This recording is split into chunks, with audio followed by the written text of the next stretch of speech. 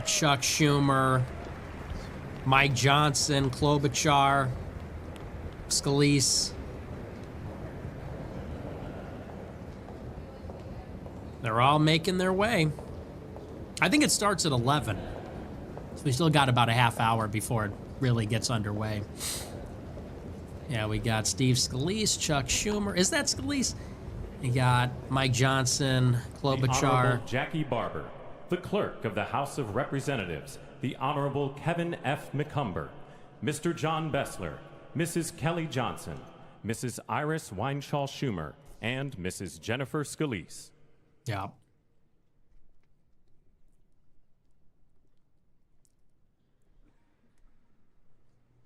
And there he is.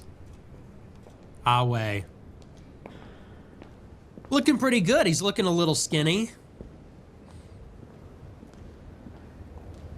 The GOAT. This is just like an unstoppable machine. You have to respect. I've been hypercritical, and I will continue to be, but let's give him his due for today. This is a world historic figure.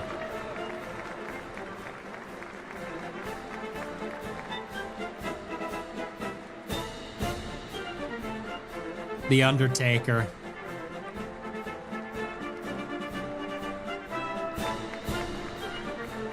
I love it. I love her look.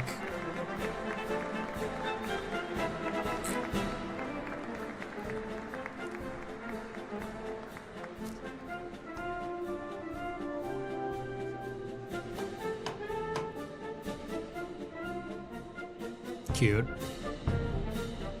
That kid is an absolute unit. He's like, what, 19 or 20?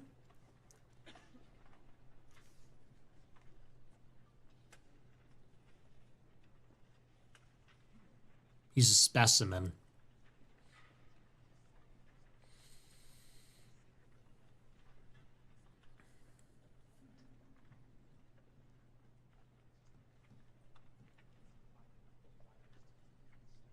All right, what's next? Ladies and gentlemen, escorting the President of the United States Here we go. and the Vice President of the United States, ranking member of the Joint Congressional Committee on Inaugural Ceremonies, the Honorable Deb Fischer, House Democratic Leader, the Honorable Hakeem Jeffries, and Senate Majority Secretary, the Honorable Robert Duncan.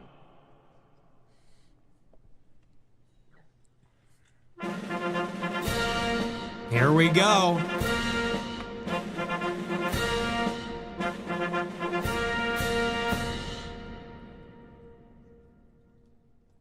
Ladies and gentlemen, the President of the United States, the Honorable Joseph R. Biden Jr., and Vice President of the United States, the Honorable Dude, he's Kamala happy. Dean He's Harris. happy. Look at his face.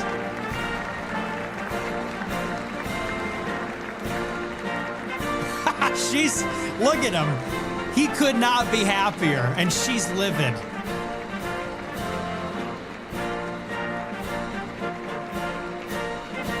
His wife, too, they're both, like, filled with glee.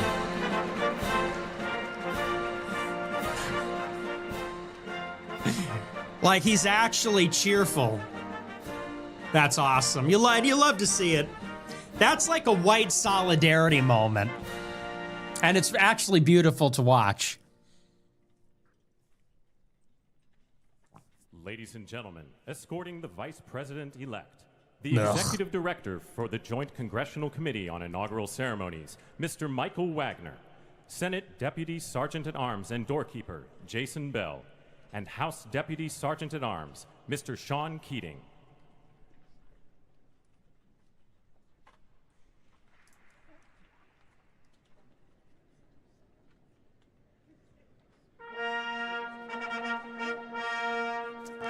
Boo.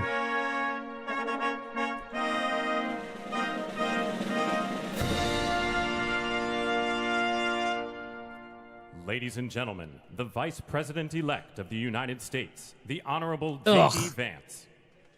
Dude, look at his fat, ugly face. The way he's standing, I just hate everything about him.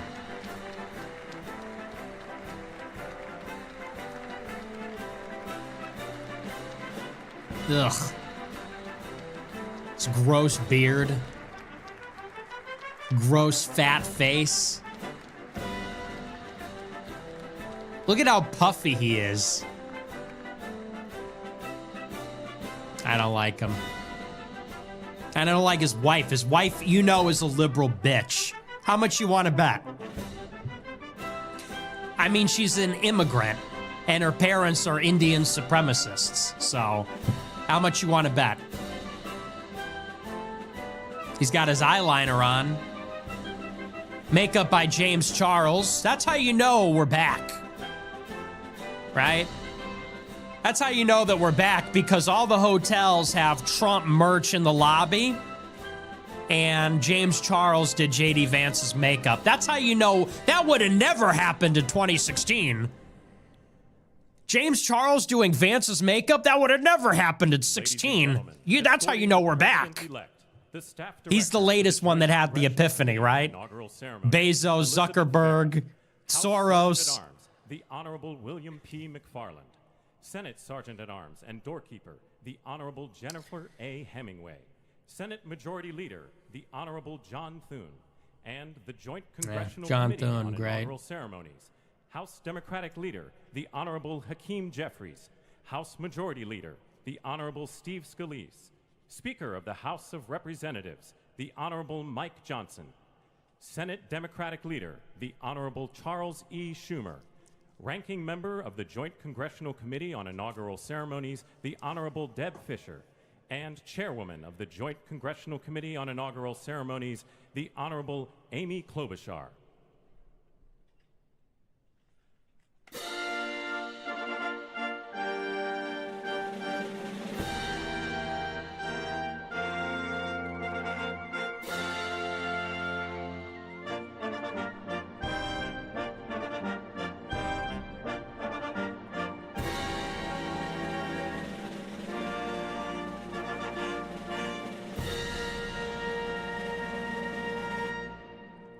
Ladies and gentlemen, the President-elect of the United States, the Honorable Donald Here he John is. Trump. The GOAT.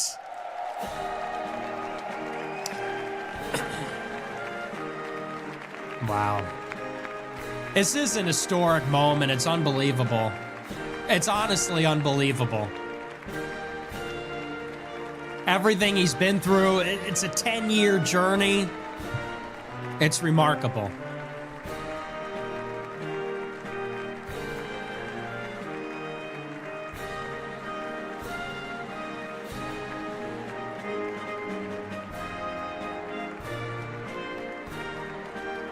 Didn't kiss his wife? That's crazy.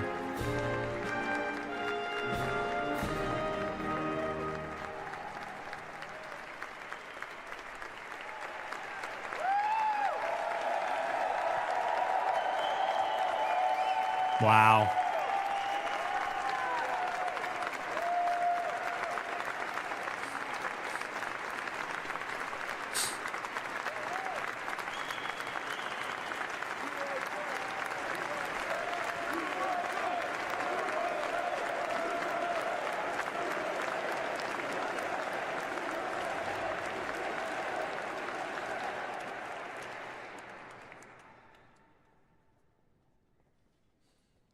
Ladies and gentlemen, please be seated.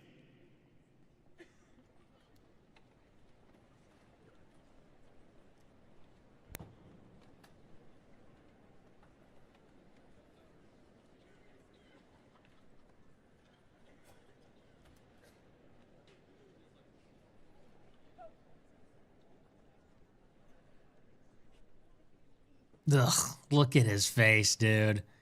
That's so wrong. But Trump is the GOAT. Think about it. 4 years ago, it was January 6th. On inaugural ceremonies, the Honorable Amy Klobuchar. And now he's back for 4 months. He announced in June 2015 he'll leave office in January 2029. Welcome to the 60th presidential inauguration. Today, President-elect Trump and Vice President-elect Vance will take their oaths of office, and we will witness the peaceful transfer of power at the heart of our democracy.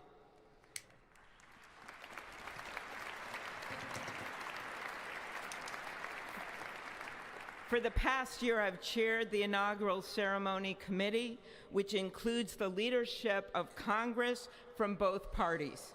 We thank the committee and Capitol staff and law enforcement who worked so hard over the last year, and especially the last 3 days.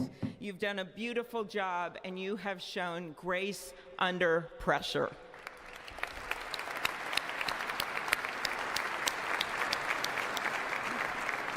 Our theme this year is our enduring democracy. The presence of so many presidents and vice presidents here today is truly a testament to that endurance. We welcome President Biden and Dr. Biden. We welcome Vice President Harris and Doug Emhoff, President Obama, President Clinton, and Secretary Clinton. No President Michelle, Bush by the and way. Laura Bush, Vice President Pence, Which Vice is President so Quayle, and Marilyn unbelievably Quayle. ignorant The justices and of the offensive United and States sick. Supreme Court are That with us. gorilla, All 9 of them, I Michelle counted. Got And of course, won't the go. Trump Oh, and you got Vance something better to families. do? You're the president's This wife? ceremony marks Such what a will piece of soon shit. be Sorry for the 250 language, but years like that of our is so democracy. unbelievable. It is It's the very moment believable, when but it's leaders just elevated by the will outrageous. of the people promise to be faithful to our Constitution, to cherish and defend it. It is the moment when they become, as we all should be, the guardians of our country. Through war and peace, through adversity and prosperity, we hold this inauguration every 4 years, and today it falls on Martin Luther King Day, a further reminder that we must strive to uphold the values enshrined in our Constitution, the freedoms, the liberties, and, as is inscribed on the entrance of the United States Supreme Court, equal justice under law.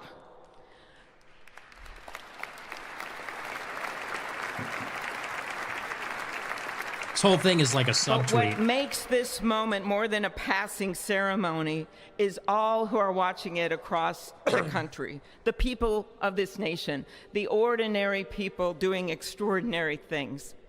President Kennedy, who at one point worked as a senator in this building and would often walk through this very rotunda, once said, "In a democracy, every citizen, regardless of interest in politics, holds office. Every one of us is in a position of responsibility." With that responsibility of citizenship comes an obligation not to seek out malice, as President Lincoln once reminded us, but to view others with a generosity of spirit despite our differences. With that responsibility of leadership comes an obligation to stand our ground when we must and find common ground when we can. With everything swirling around us, the hot mess of division, it is on all of us, to quote an incredible songwriter who just happened to be born in my state, to ensure that our nation's democracy is our shelter from the storm. There's a reason this ceremony takes place at the Capitol. In other countries, it might be in a presidential palace or a gilded executive office building. Here, it is traditionally held at the Capitol, the People's House. It is a fitting reminder of the system of checks and balances. They should hold it in a that is church, the very foundation in a of cathedral. our government. 3 equal branches of government. That is how, for nearly 250 years, our great American experiment, grounded in the rule of law, has endured. So, as we inaugurate a new president and vice president, let us remember that the power of those in this room comes from the people. The construction workers who build our country, the teachers and healthcare workers who nurture us, the troops defending our freedoms, and yes, the firefighters in Los Angeles putting themselves on the line for us.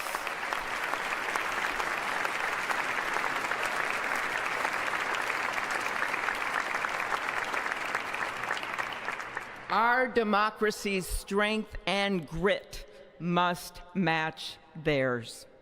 May God bless our nation. Thank you. All right.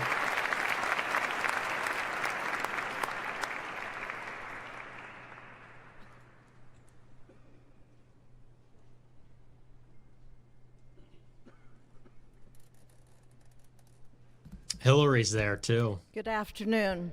Oh, and Malay in the back. Endurance See him? through the years is the ultimate test. To persevere through time is the truest measure of an idea, an institution, and a nation. Our founders wrote the Constitution so that America could withstand all the twists and turns of time. They wrote it to guide us and to preserve forever our right of life, liberty, and the pursuit of happiness. But as much as the truths and principles enshrined in our Constitution remain the same, our democracy promises the American people the power to change, to chart their own destiny. That's the beauty. That is the importance of democracy. It allows the endurance, the permanence of a nation through change. It allows nations like our United States both to avoid the obstacles and to seize the opportunities You got God Vivek has placed before in the us, back as well. all while staying true to our founding principles. Today is our country's 60th inauguration ceremony. Like all the others before it, it is a celebration of our right to set our uniquely American course. The past several years have been trying at times for many, many Americans, and also for the nations of the free world that we humbly strive to lead. In November, Americans chose again to steer this nation towards greatness, the secure, safe, and prosperous future that our founders envisioned for all of us. And today, we celebrate not only their decision to do so, but also the simple right and wisdom of a free people to make their own choice. She's seething. So What's that going their through her head? nation might He's endure. literally grinning. And now, allow me to welcome Irrepressible Archbishop joy. Timothy Dolan and Reverend Franklin Graham, who will deliver our invocation. Please rise.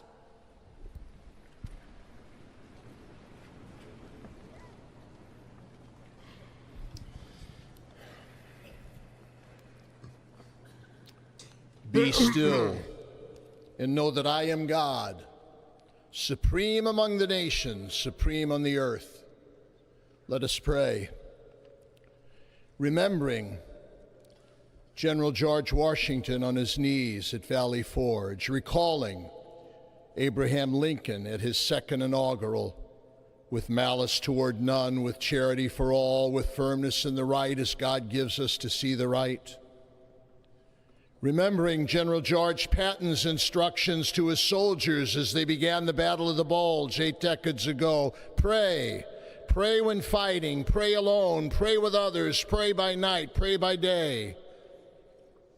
Observing the birthday of the Reverend Martin Luther King, who warned, without God, our efforts turn to ashes. We, blessed citizens of this one nation under God, humbled by our claim that in God we trust, gather indeed this inauguration day to pray for our President Donald J. Trump, his family, his advisors, his cabinet, his aspirations, his vice president, for the Lord's blessings upon Joseph Biden, for our men and women in uniform, for each other whose hopes are stoked this new year, this inauguration day. We cannot err in relying upon that prayer from the Bible, upon which our president will soon place his hand in oath, as we make our own the supplications of King Solomon for wisdom as he began his governance. God of our fathers, in your wisdom you set man to govern your creatures, to govern in holiness and justice, to render justice with integrity. Give our leader wisdom, for he is your servant, aware of his own weakness and brevity of life. If wisdom which comes not from you be not with him, he shall be held in no esteem. Send wisdom from heavens, that she may be with him, that he may know your designs. Please, God, bless America. Please, mend her every flaw. You are the God in whom we trust, who lives and reigns forever and ever. Amen.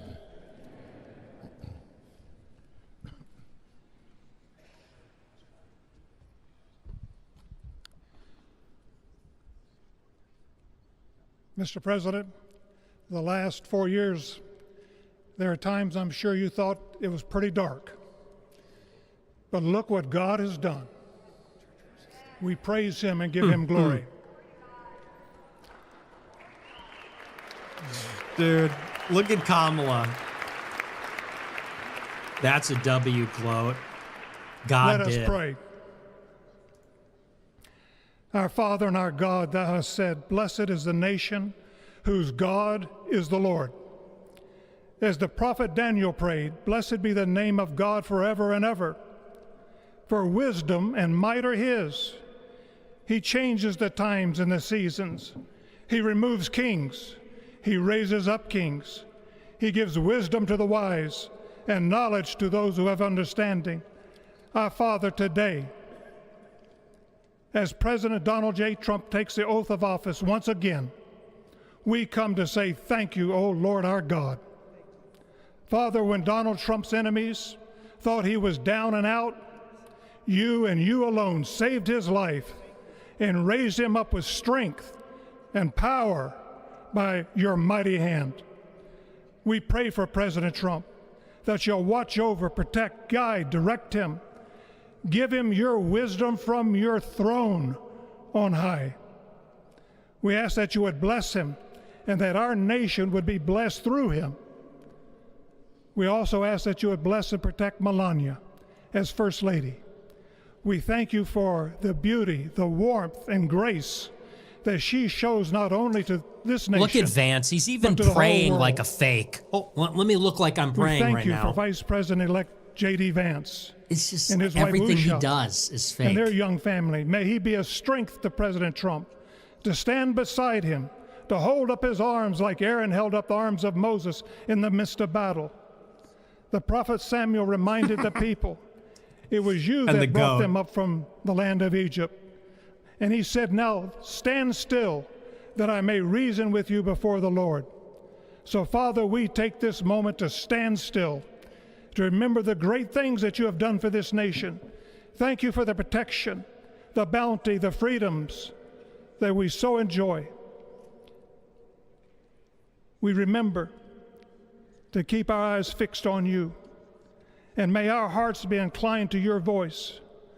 We know that America can never be great again if we turn our backs on you. We ask for your help, and we pray all of this in the name of the King of Kings, the Lord of Lords, your Son, my Savior, and our Redeemer, Jesus Christ. Amen. Ladies and gentlemen, W. please welcome Associate Justice Kavanaugh to administer the Vice Presidential Oath of Office.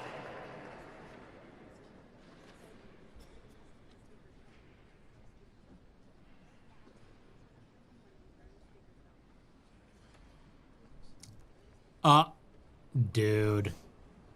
Those kids are brown. That's crazy. His son's name is Vivek.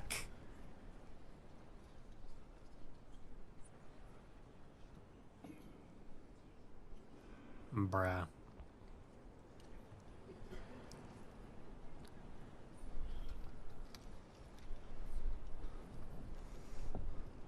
Please raise your right hand and repeat after me. Is that a Bible or is that the Vedas or I, something? James David Vance, do solemnly swear I, James David Vance, do solemnly swear that I will support and defend the Constitution of the United States that I will support and defend the Constitution of the United States against all enemies, foreign and domestic, against all enemies, foreign and domestic, that I will bear true faith that I will bear true faith and allegiance to the same, and allegiance to the same, that I take this obligation freely that I take this obligation freely without any mental reservation Dude, look at without this any guy. mental reservation or purpose of evasion, or purpose of evasion, and that I will well and faithfully discharge and that I will well and faithfully discharge the duties of the office the duties of the office on which I am about to enter. on which I am about to enter.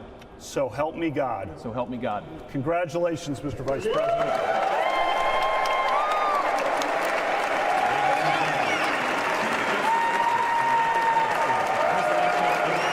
Boo. Boo.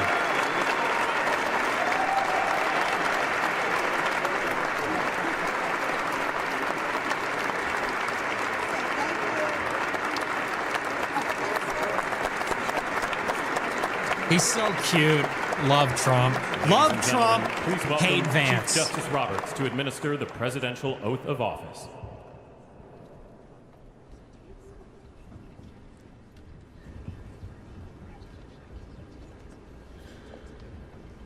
Here we go.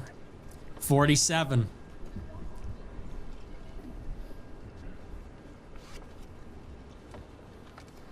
Please raise your right hand and repeat after me.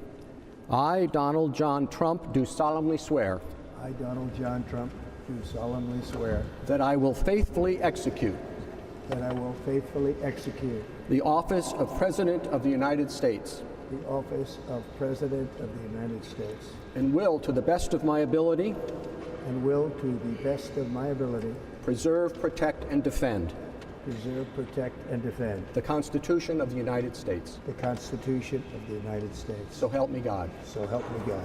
Congratulations, Mr. President. Wow. Wow.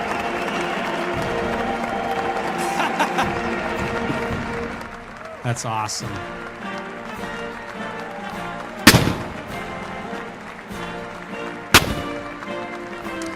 There you have it. Trump is officially 47th president. Pretty historic.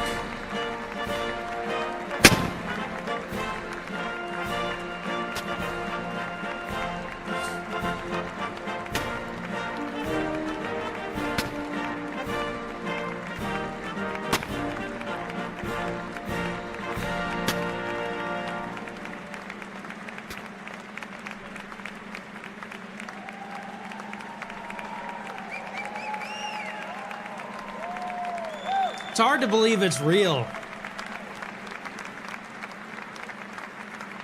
After everything, having lived it, having been a part of it.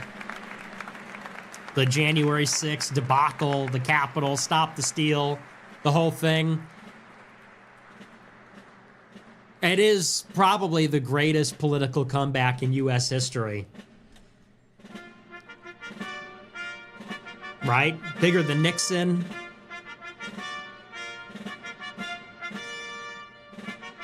I mean, that's just definitively the most remarkable story politically in the 21st century, maybe in 100 years. And certainly the greatest comeback.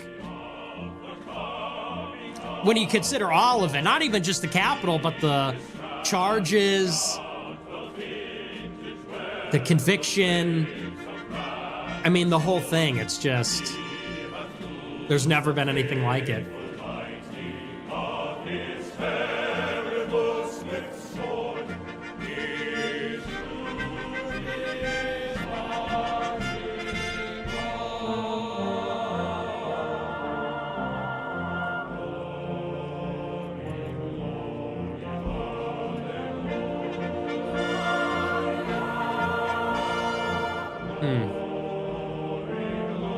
And now we'll be president for 4 years. Well, we hope 4 years.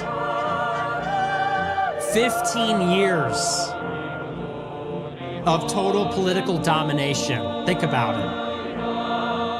He has been at the center and the definition of U.S. politics, or will have been, for 15 years. I mean, there's just never been a dynasty like that ever. Franklin Roosevelt, but slightly shorter, right? 32 to 45. So it's something.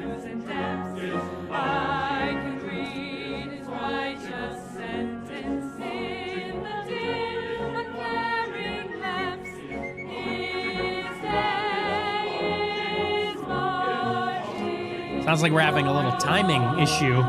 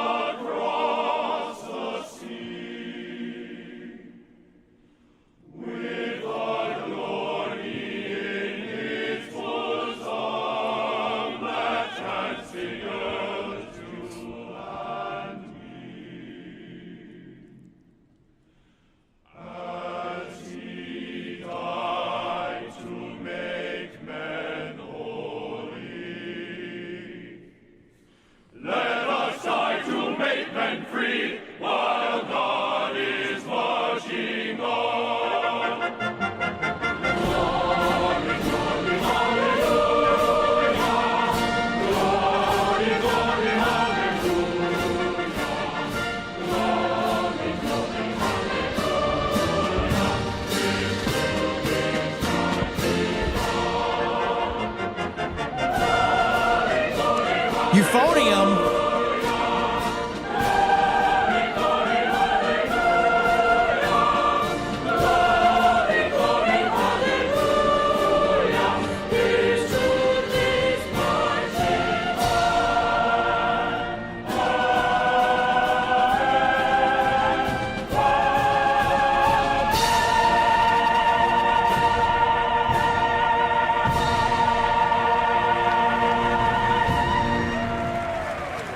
That's probably like my favorite American song.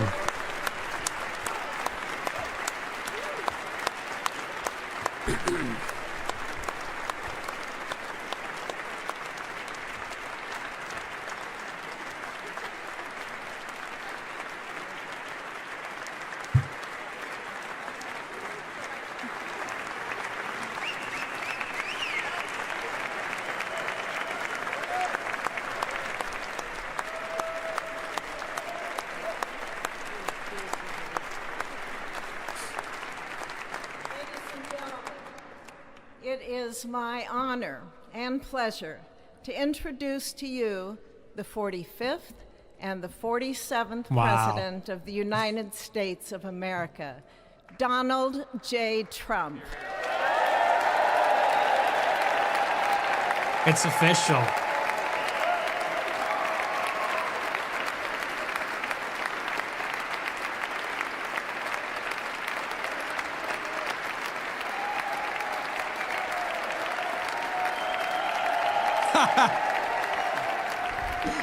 So cool.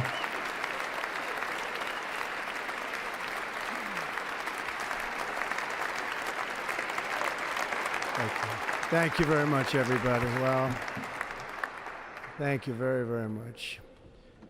Vice President Vance, Speaker Johnson, Senator Thune, Chief Justice Roberts, Justices of the United States Supreme Court, President Clinton, President Bush, President Obama, President Biden, Vice President Harris, and my fellow citizens. The golden age of America begins right now. We'll see about that.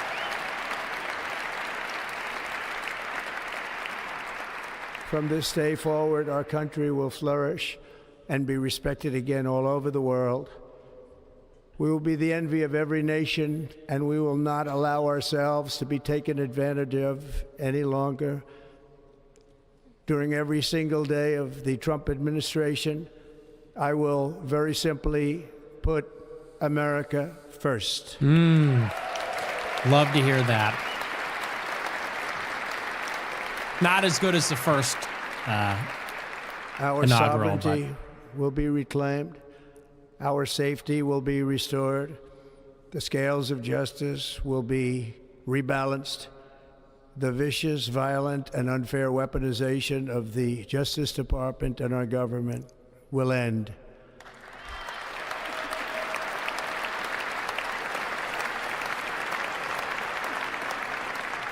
And our top priority will be to create a nation that is proud, prosperous, and free.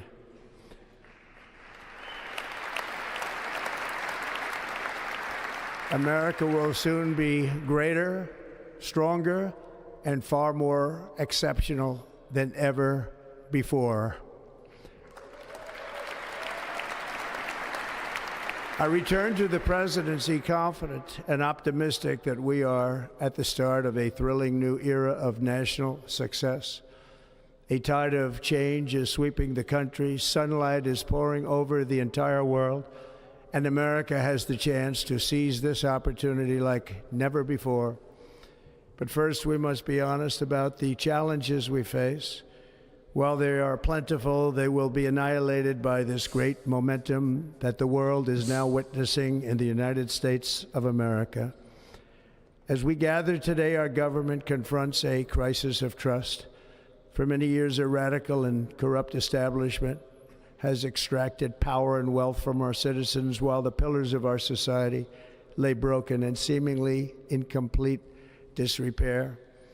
We now have a government that cannot manage even a simple crisis at home, while at the same time stumbling into a continuing catalog of catastrophic events abroad.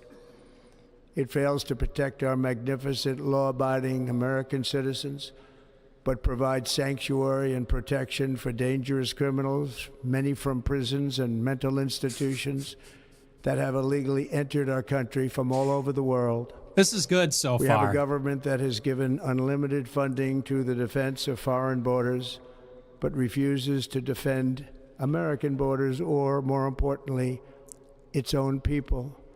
Our country can no longer deliver basic services in times of emergency, as recently shown by the wonderful people of North Carolina, been treated so badly.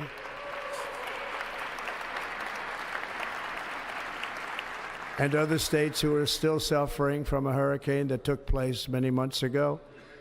Or more recently, Los Angeles, where we're watching fires still tragically burn from weeks ago without even a token of defense. They're raging through the houses and communities, even affecting some of the wealthiest and most powerful individuals in our country, some of whom are sitting here right now. They don't have a home any longer. That's interesting. But we can't let this happen. Everyone is It's like gloating that their houses were destroyed. That's going to change. That's pretty interesting. Your house was destroyed. Not deliver in times of disaster, yet more money is spent on it than any country anywhere in the world. And we have an education system that teaches our children to be ashamed of themselves in many cases, to hate our country despite the love that we try so desperately to provide to them. All of this will change starting today, and it will change very quickly.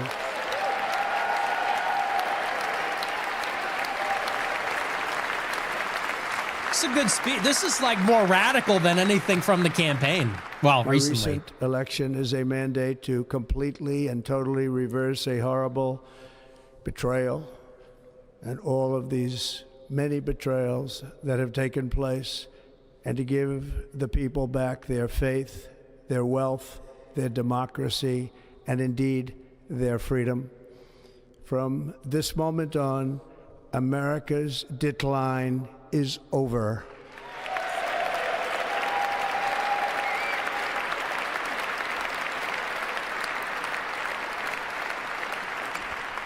Our liberties and our nation's glorious destiny will no longer be denied, and we will immediately restore the integrity, competency, and loyalty of America's government.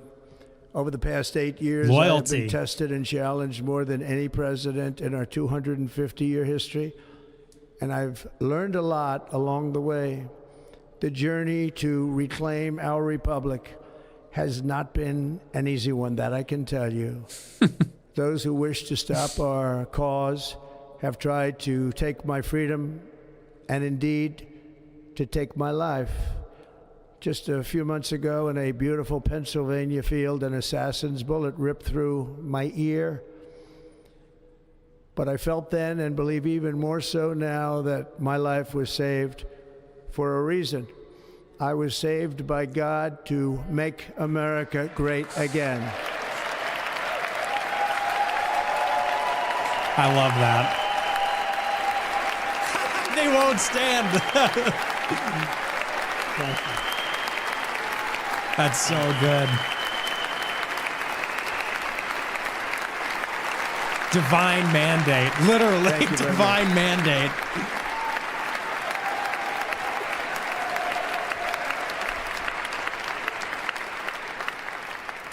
Yeah, eat shit. All the former presidents won't stand. Under our administration of American patriots, we will be working to meet every crisis with dignity and power and strength.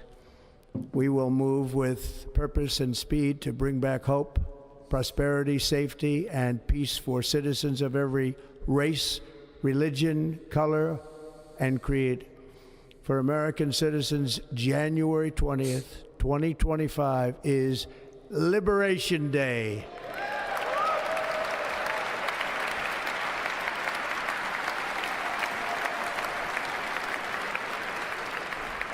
It is my hope that our recent presidential election will be remembered as the greatest and most consequential election in the history of our country.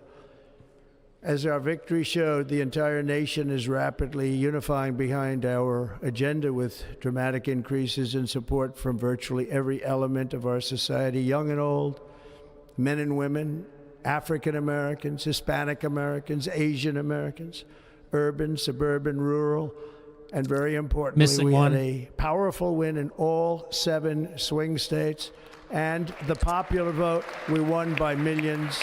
Hey, what about whites, dude? What about white people? To the Black and Hispanic communities, I want to thank you for the tremendous outpouring of love and trust that you have shown me with your vote. Maybe Hispanics. We set records, not blacks. And I will not forget it. I've heard your voices in the campaign. Blacks didn't even vote for Trump. Hispanics did. Today I didn't, but other Hispanics did. In his honor, this will be a great honor.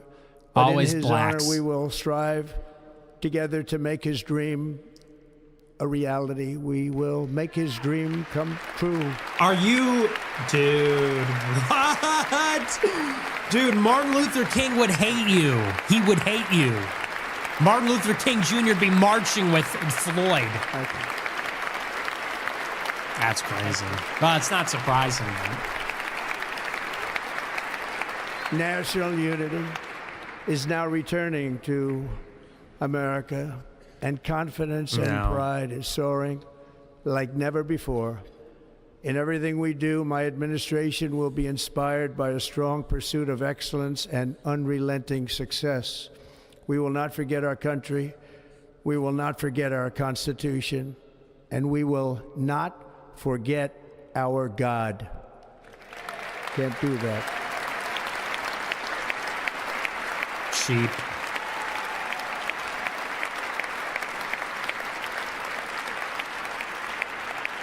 Today I will sign a series of historic executive orders.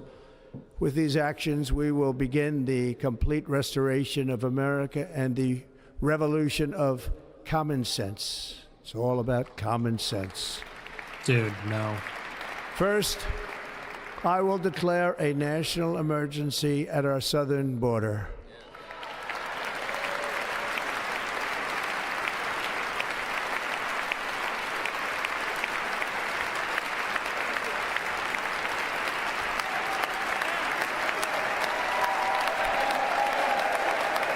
Yeah, no more immigrants. Get them out.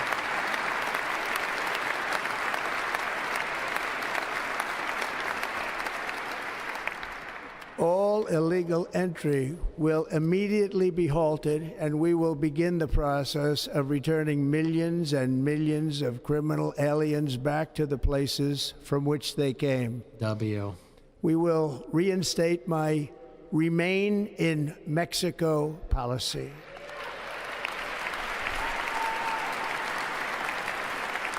I will end the practice of catch and release. And I will send troops to the southern border to repel the disastrous invasion of our country. I doubt that'll happen. I hope that happens, but I doubt it. Under the orders I signed today, we will also be designating the cartels as foreign terrorist organizations.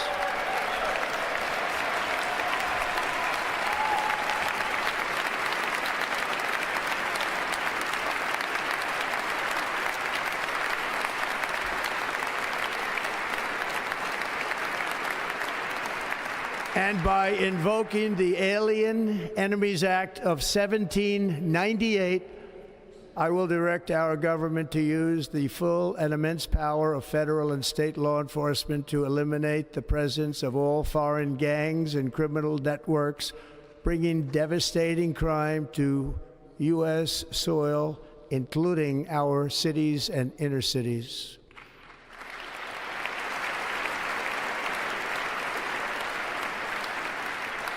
As Commander-in-Chief, I have no higher responsibility than to defend our country from threats and invasions, and that is exactly what I am going to do. We will do it at a level that nobody's ever seen before. Next, I will direct all members of my cabinet to marshal the vast powers at their disposal to defeat what was record inflation and rapidly bring down costs and prices.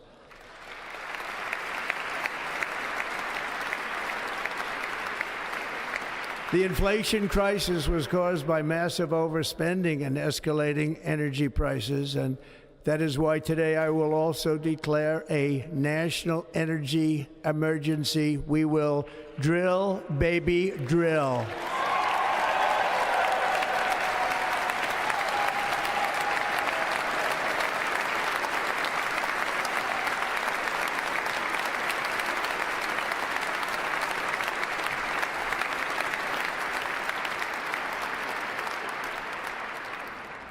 America will be a manufacturing nation once again, and we have something that no other manufacturing nation will ever have, the largest amount of oil and gas of any country on earth, and we are going to use it.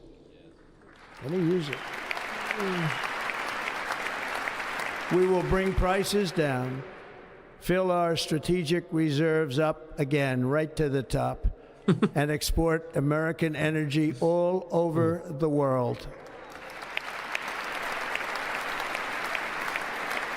We will be a rich nation again, and it is that liquid gold under our feet that will help to do it.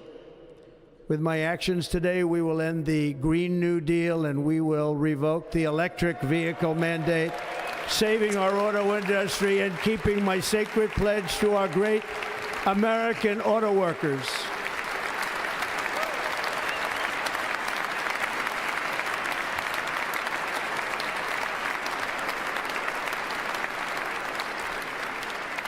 In other words, you'll be able to buy the car of your choice. We will build automobiles in America again at a rate that nobody could have dreamt possible just a few years ago. And thank you to the auto workers of our nation for your inspiring vote of confidence. We did tremendously with their vote. I will immediately begin the overhaul of our trade system to protect American workers and families. Instead of taxing our citizens to enrich other countries, we will tariff and tax foreign countries to enrich our citizens.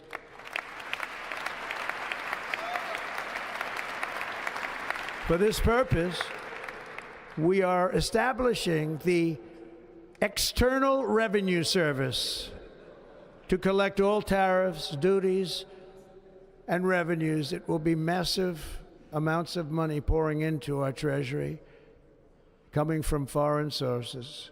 The American dream will soon be back and thriving like never before to restore competence and effectiveness to our federal government. My administration will establish the brand new Department of Government Efficiency. I can't believe he gave Elon that. It's such a joke. Doge. After years and They years should have just of called it illegal and something else. unconstitutional federal efforts to restrict free expression, I will also sign an executive order to immediately stop all government censorship and bring back free speech to America.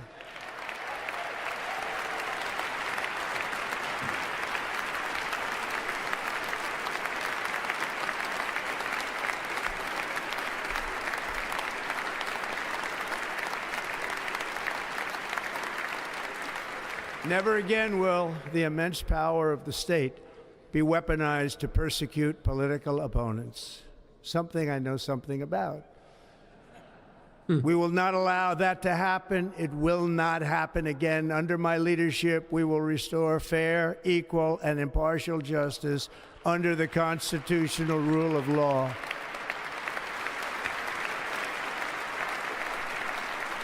And we are going to bring law and order back to our cities. This week, I will also end the government policy of trying to socially engineer race and gender into every aspect of public and private life.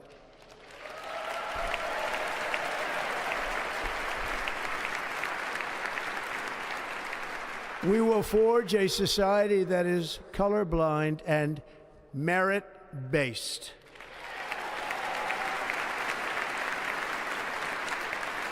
Hear that? As of today, a colorblind it will henceforth meritocracy. be the official policy of the United States government that there are only two genders, male and female. Best. Oh, this is awesome, dude. Bro's jazzed up about that.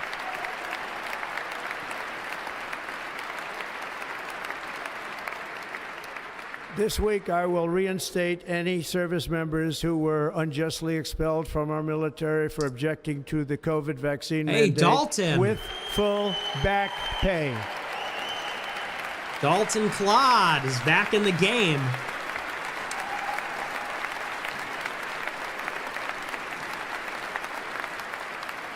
And I will sign an order to stop our warriors from being subjected to radical political theories and social experiments while on duty. It's going to end immediately. Our armed forces will be freed to focus on their sole mission, defeating Serving Israel. America's enemies. Oh, same thing.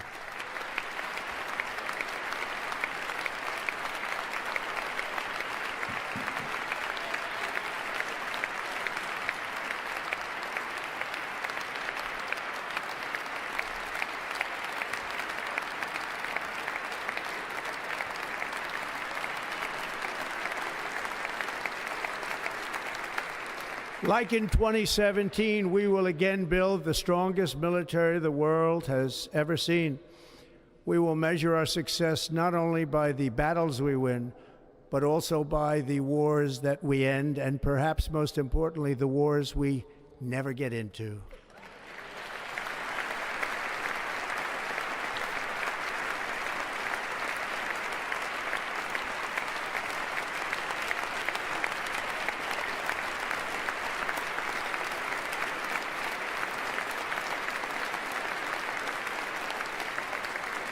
My proudest legacy will be that of a peacemaker and unifier. That's what I want to be, a peacemaker and a unifier.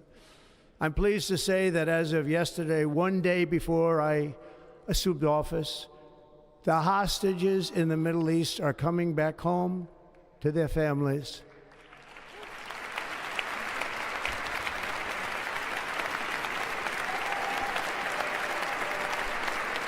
Yes, the Palestinian hostages held by Israel are being exchanged for those criminals that were imprisoned by Hamas. That's a joke, by the way. I'm kidding. America will reclaim its rightful place as the greatest, most powerful, most respected nation on earth, inspiring the awe and admiration of the entire world. A short time from now, we are going to be changing the name of the Gulf of Mexico to the Gulf of America, and we will restore the name. That's just dumb. Of a great president, William McKinley, to Mount McKinley, where it should be and where it belongs. Okay. W.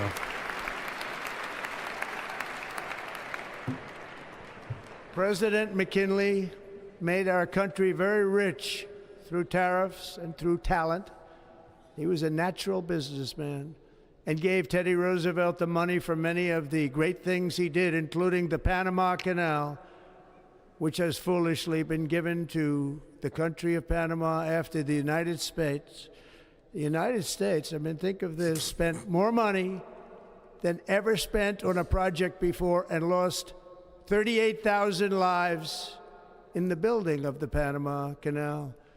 We have been treated very badly from this foolish gift that should have never been made, and Panama's promise to us has been broken. The purpose of our deal and the spirit of our treaty has been totally violated. American ships are being severely overcharged and not treated fairly in any way, shape, or form, and that includes the United States Navy. And above all, China is operating the Panama Canal, and we didn't give it to China, we gave it to Panama, and we're taking it back. That's awesome. Okay, awesome. We didn't give it to China, we gave it to you. Well, now we're taking it back. Dude, I miss him so much.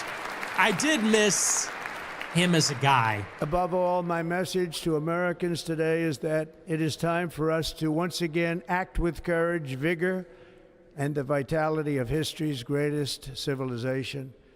So as we liberate our nation, we will lead it to new heights of victory and success. We will not be deterred.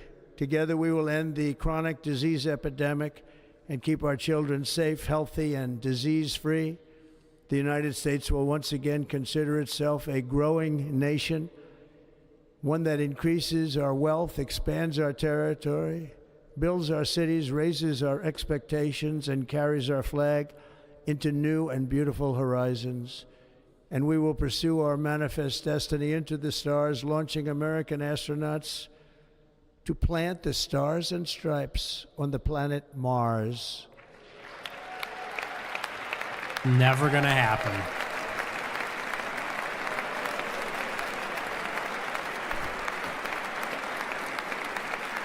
Dude.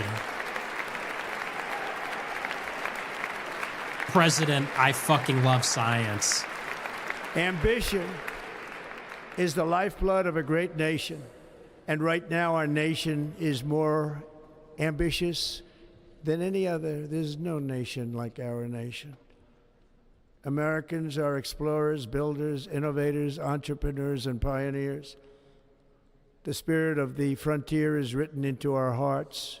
The call of the next great adventure resounds from within our souls. Our American ancestors turned a small group of colonies on the edge of a vast continent into a mighty republic of the most extraordinary citizens on earth. No one comes close. Americans pushed thousands of miles through a rugged land of untamed wilderness. They crossed deserts, scaled mountains, braved untold dangers, won the Wild West, ended slavery, rescued millions from tyranny, lifted billions from poverty, harnessed electricity, split the atom, launched mankind into the heavens, and put the universe of human knowledge into the palm of the human hand. If we work together, there is nothing we cannot do and no dream we cannot achieve. Many people thought it was impossible for me to stage such a historic political comeback. But as you see today, here I am. The American people have spoken. I love that.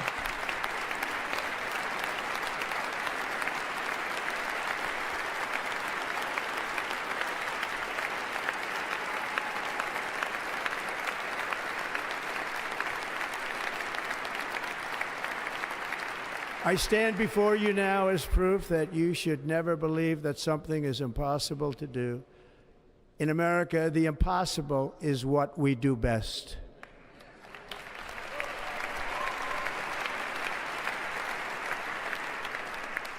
From New York to Los Angeles, from Philadelphia to Phoenix, from Chicago to Miami, from Houston to right here in Washington, D.C., our country was forged and built by the generations of patriots who gave everything they had for our rights and for our freedom.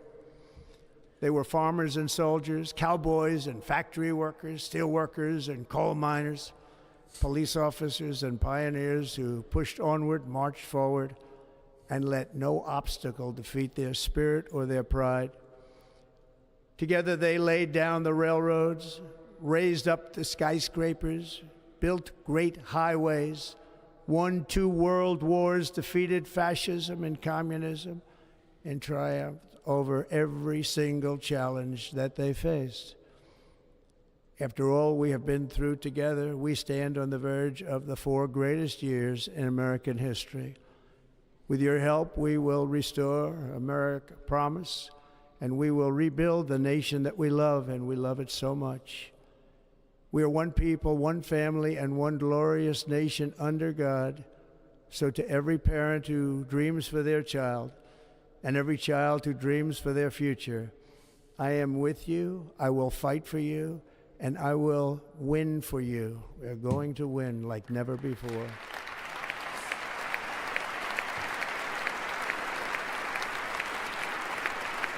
Thank you.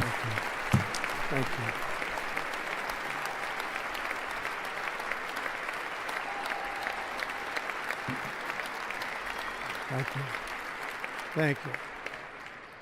In recent That was years, good. our That was nation good has fan suffered service. greatly, but we are going to bring it back and make it great again, greater than ever before. We will be a nation like no other, full of compassion, courage, and exceptionalism. Our power will stop all wars and bring a new spirit of unity to a world that has been angry, violent, and totally unpredictable. America will be respected again and admired again, including by people of religion, faith, and goodwill. We will be prosperous. We will be proud. We will be strong, and we will win like never before. We will not be conquered. We will not be intimidated. We will not be broken, and we will not fail. From this day on, the United States of America will be a free, sovereign, and independent nation. We will stand bravely. We will live proudly. We will dream boldly, and nothing will stand in our way because we are Americans. The future is ours, and our golden age has just begun. Thank you. God bless America. Thank you all. Thank you. Thank you very much. Thank you very much. Thank you.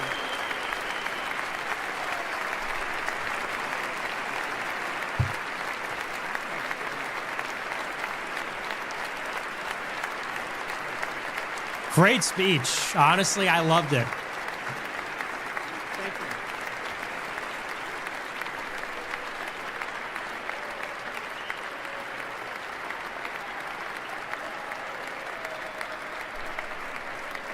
Ladies and gentlemen, performing America the Beautiful, please welcome the Armed Forces Chorus and Carrie Underwood. Carrie Underwood. That was the best speech I've heard from him in a long time. I wonder who wrote it. That didn't sound like Jason Miller.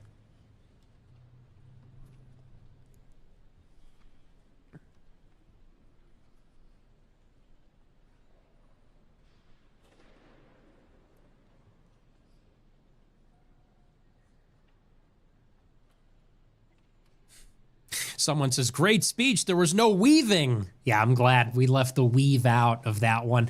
When you leave the weave out, it's actually a good speech.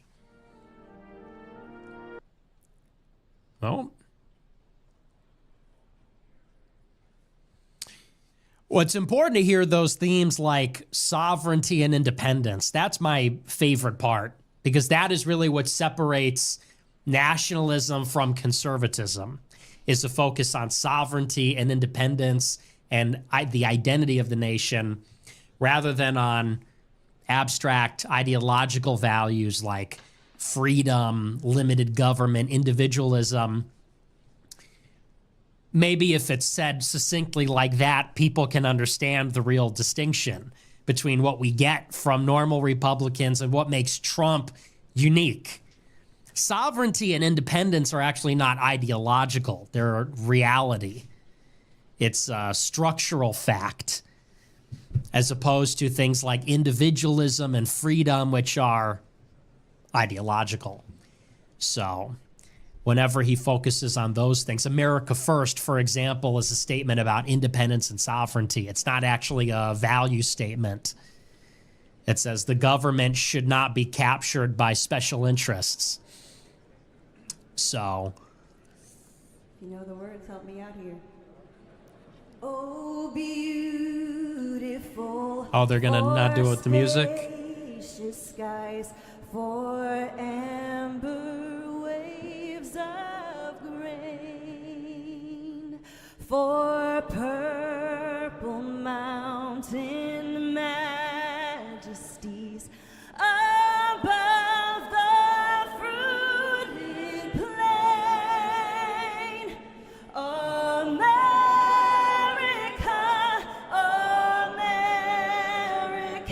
Miriam Adelson in the back. Crazy.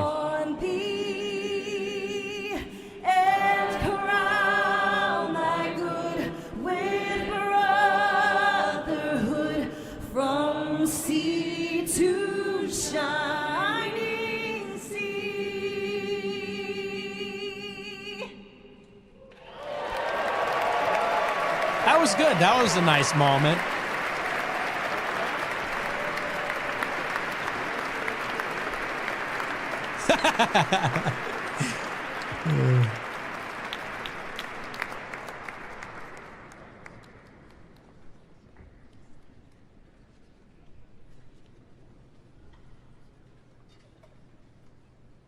Yeah, so I thought the speech was great. Senator Fisher will now introduce the benediction clergy. I now call on Rabbi Ari Berman, Pastor Lorenzo Sewell, and Reverend Frank Mund to provide prayers of benediction.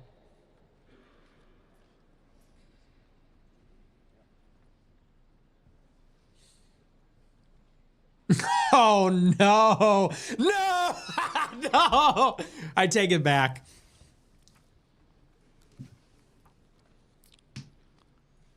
The hostages in Israel. He's got the yellow ribbon. Almighty Get the fuck God, out of here.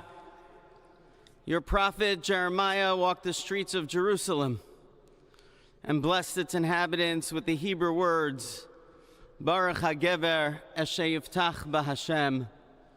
Blessed is the one who trusts in God. Thousands of years later, this great nation, which adopted these words as its motto, "In God we trust," stands at a moment of historic opportunity. Americans are searching for meaning.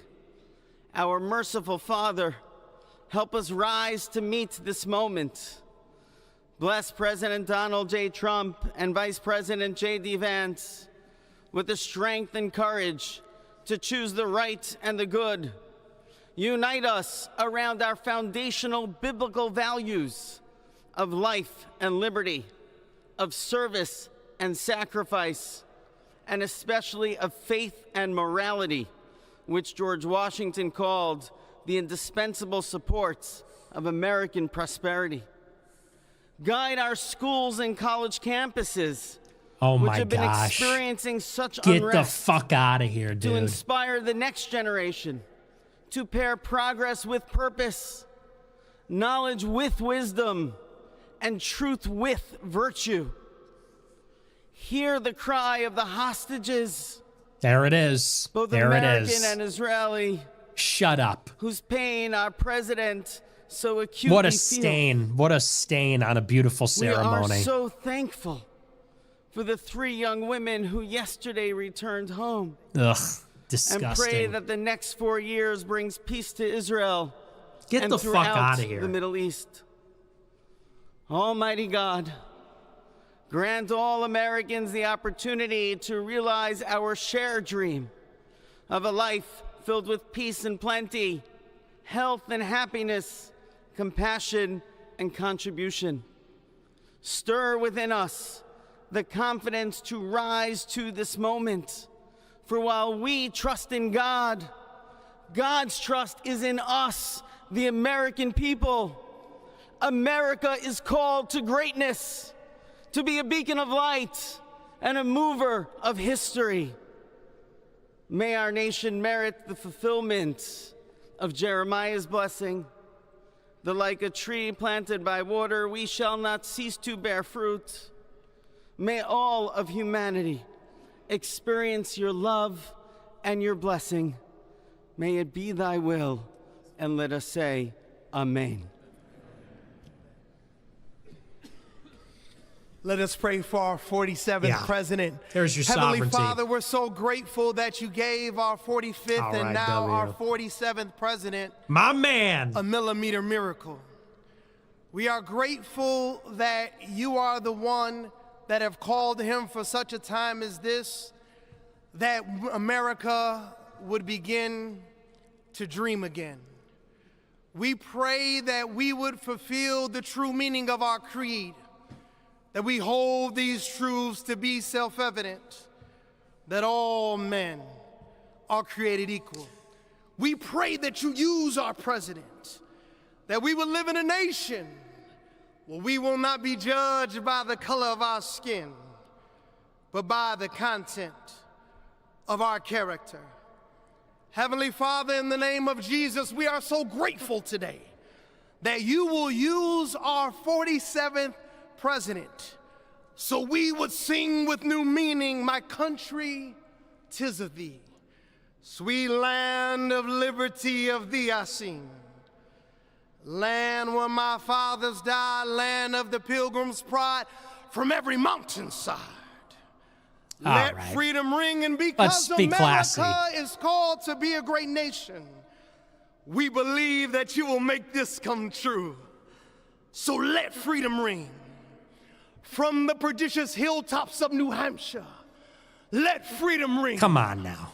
From the mighty mountains of New York, All right. let freedom This isn't ring. a drum circle. From the heightening Alleghenies of Pennsylvania, let freedom ring.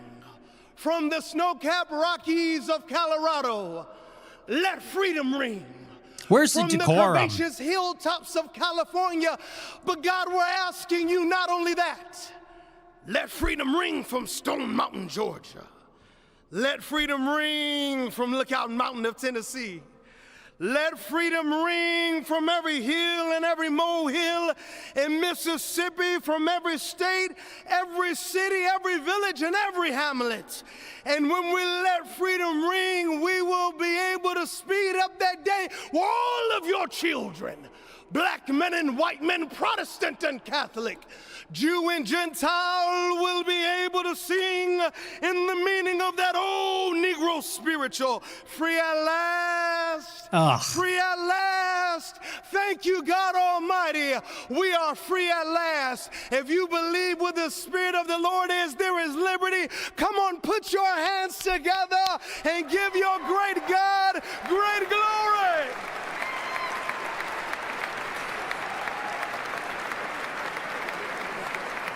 Where's the decorum? It's actually like a serious ceremony.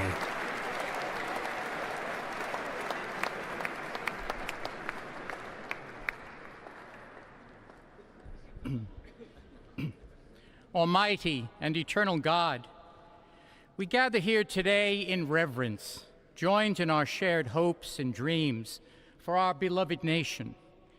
In this sacred moment of the inauguration of President Donald J. Trump and Vice President J.D. Vance, we turn our hearts to you, seeking your divine assistance and abundant blessings upon this pivotal moment in history.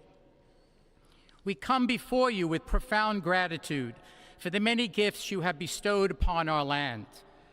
Thank you for the freedoms we cherish, for the strength of our communities, and for the resilience of our spirit. As our President and Vice President embrace their newly appointed roles, what religion is we this? humbly implore that your everlasting love and wisdom will envelop them. Is this Grant Lutheran, them the or clarity what is of this? mind to navigate the challenges that lie ahead, and the compassion to serve all citizens with fairness and integrity. May their hearts be filled with a giving spirit and sincere understanding for those whom they represent. May they be beacons of hope in times of uncertainty and prophetic voices in defending the dignity of all created life. We pray for a spirit of collaboration to flourish in our government and across our nation, fostering an environment where dialogue and heartfelt listening will prevail over division or discord. May each decision made by our President and Vice President reflect the values of justice and peace. As we embark on this new chapter, we also seek your comfort, O God, for those who feel lost or disheartened.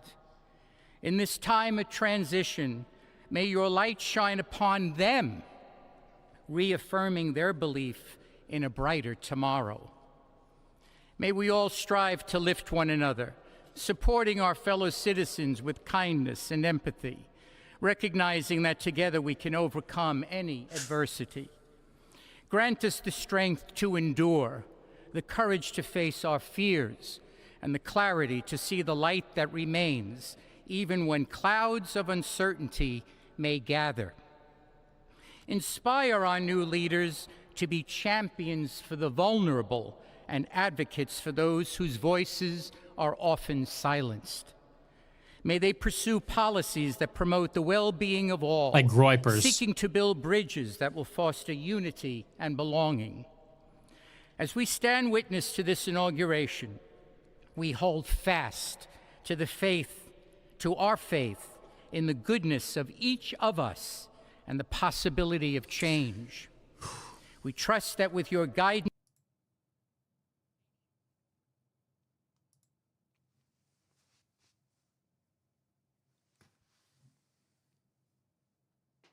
it's a long prayer. Oh, whoops. I turned down the volume. for the beloved parents of President Trump. Without Mary and Fred Trump, this day would never be the miracle that has just begun. From their place in heaven, may they shield their son from all harm by their loving protection, and give him the strength to guide our nation along the path that will make America great again. Let us go forth now with these words of President Trump's emblazoned on our hearts.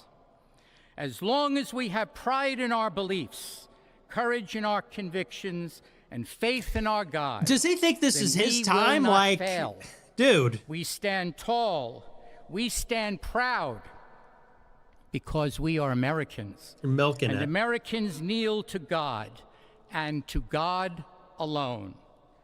Amen. Ladies and gentlemen, please remain standing for our national anthem.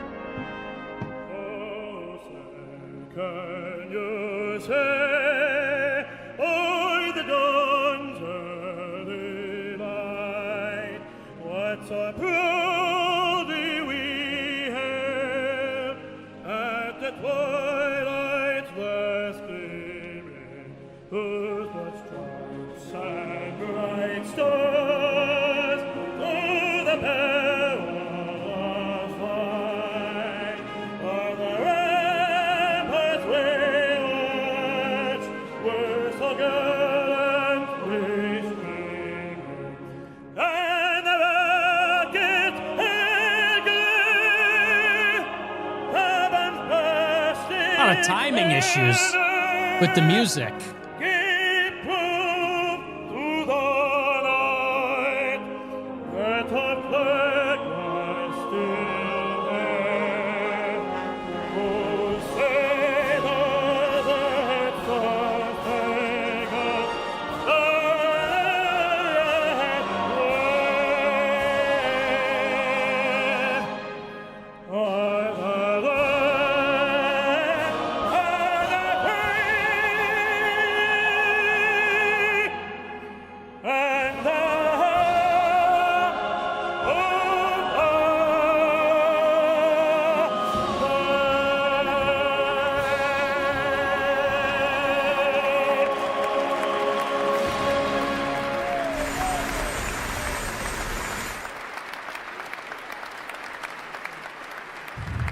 All right. Ladies and gentlemen, please be seated.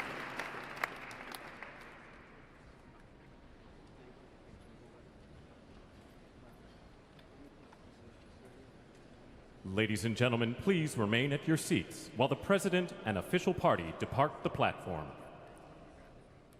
So that's it.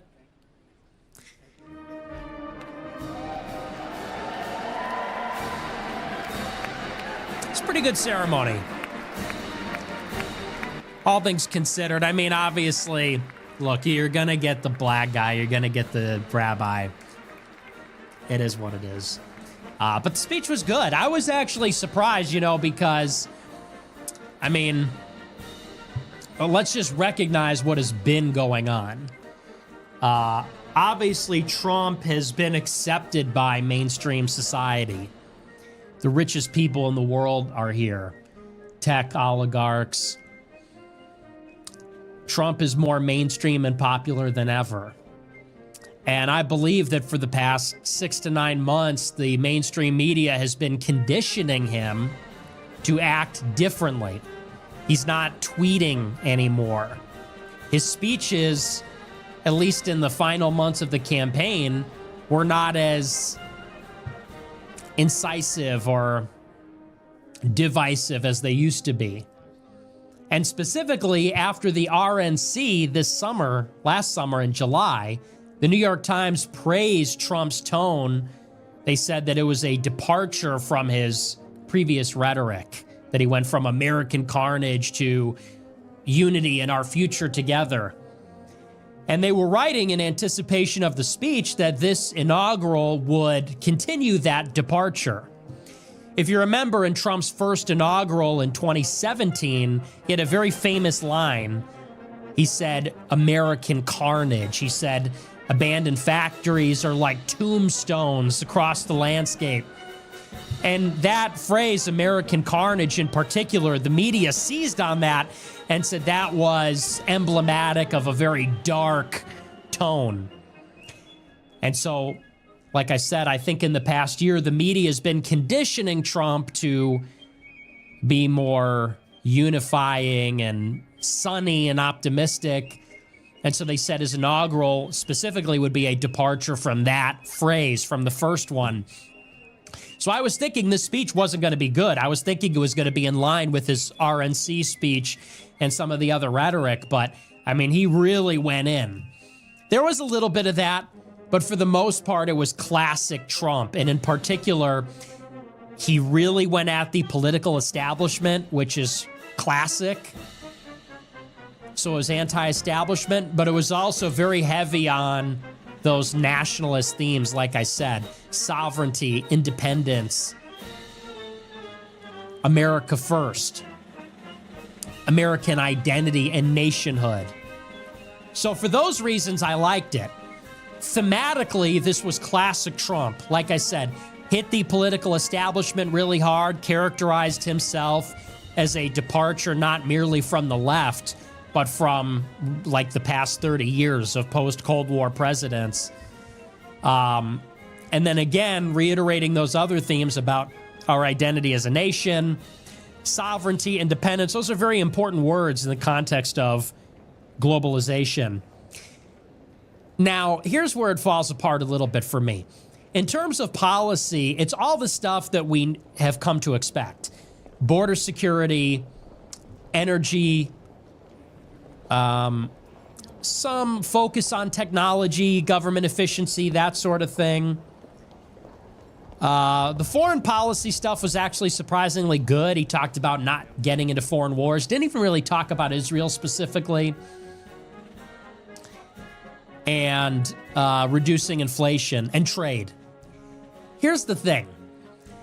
You got to keep in mind that the core issues that Trump was elected on, I'm going to turn this music off because it's super annoying.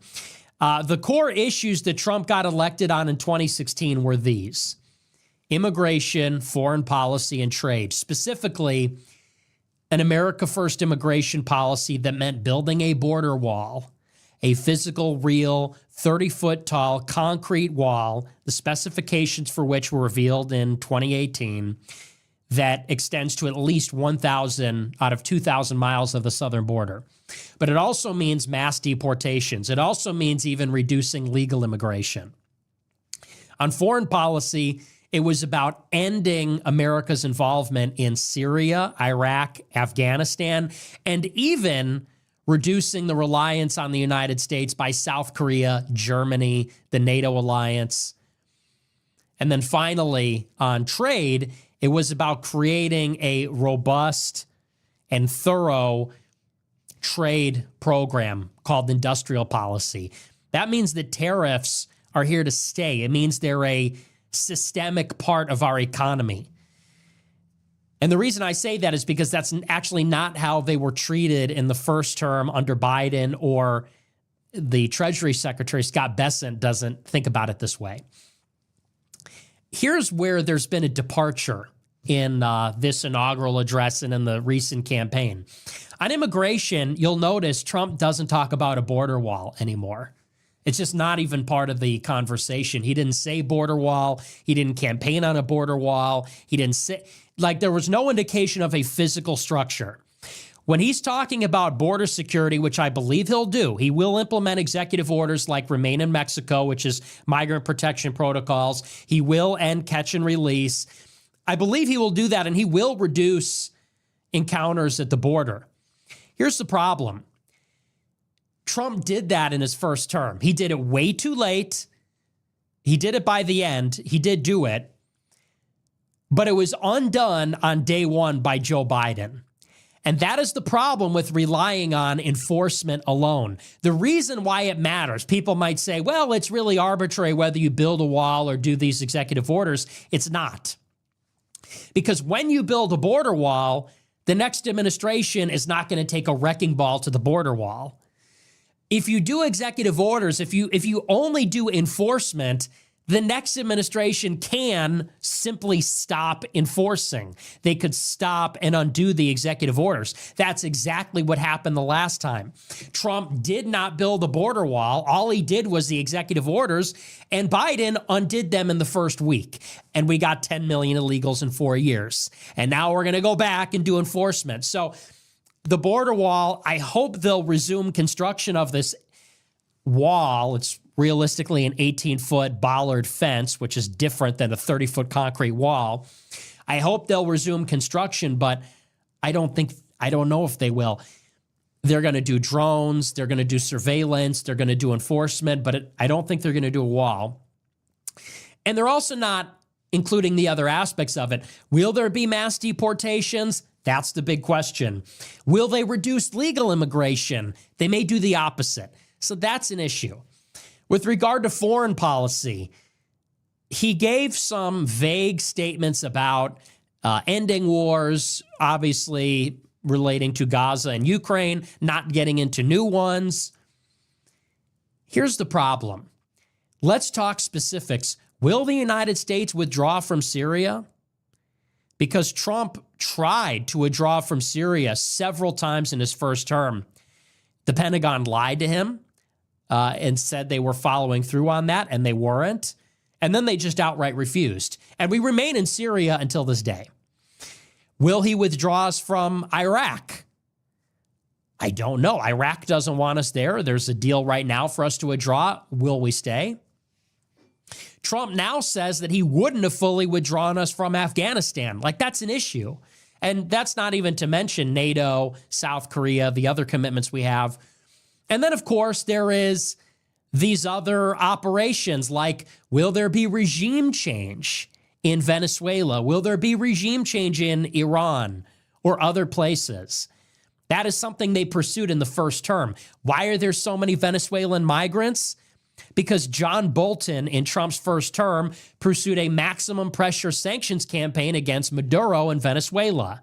That's why there was hyperinflation there. That's why the economy collapsed. That's why there were millions of Venezuelans coming here, because of our failed sanctions regime, maximum pressure campaign to try to get the population to overthrow Maduro.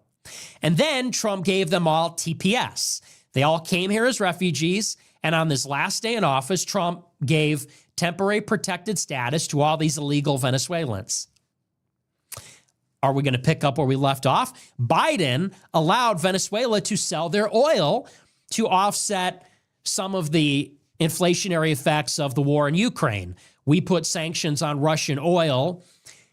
Oil became more expensive. It caused inflation, so we let Venezuela sell their oil. Consequently, the economy improved and refugees stopped coming. Same thing with Iran. In Trump's lame duck period in the first term, he was considering striking Iran directly. They killed Qasem Soleimani. There was a lot of saber rattling in those last 2 years of the first term. Again, are they going to pick up where they left off? Is Netanyahu going to carry out strikes on Iran? I think it's almost a certainty. A window has opened up. Syria's air defenses have been destroyed. Hezbollah is disabled. There's a once-in-a-lifetime opportunity for Israel to be able to strike Iran without relying on us. Are they going to take that opportunity? Will Trump allow them? I mean, there will have to be immense pressure for them not to do that. So these are these outstanding questions where the rubber's going to meet the road. And then finally, with trade, it was really good to hear about this External Revenue Service and getting money from duties and tariffs. Again, here's the issue.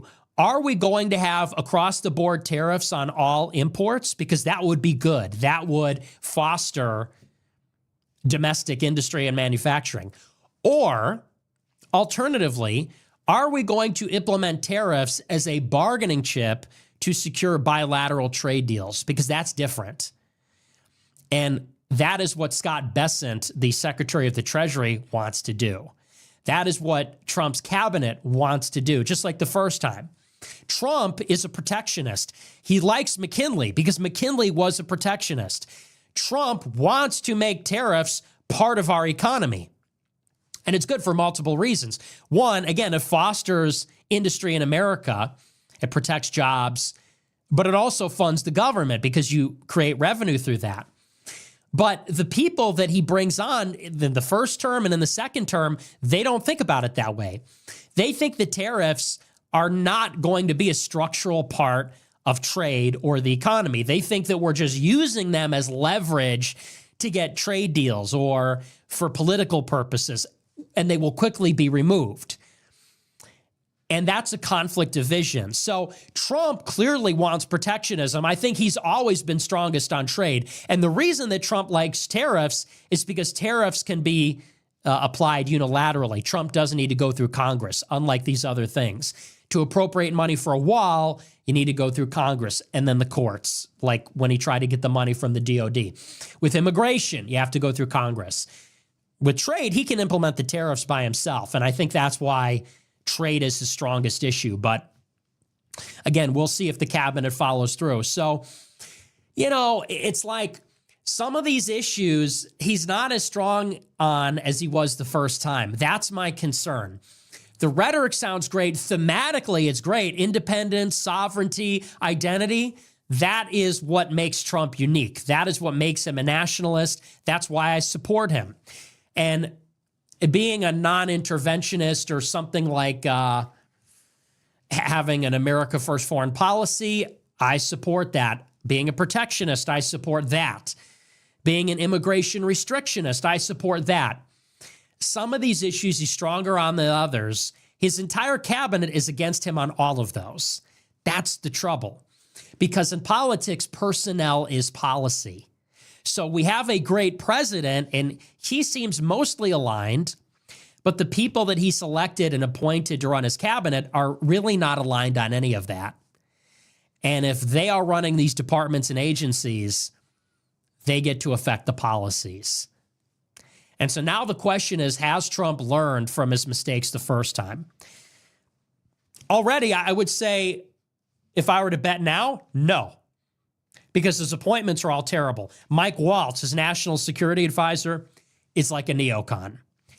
Pete Hegseth, the Secretary of Defense, neocon. Marco Rubio, Secretary of State, neocon. Our DHS Secretary, Kristi Noem, is not a border hawk, and she's not strong. That's Christian Nielsen all over again. She was DHS Secretary the first time. She was terrible. And in terms of trade, Treasury Secretary Scott Bessent, just as bad as Mnuchin in terms of trade.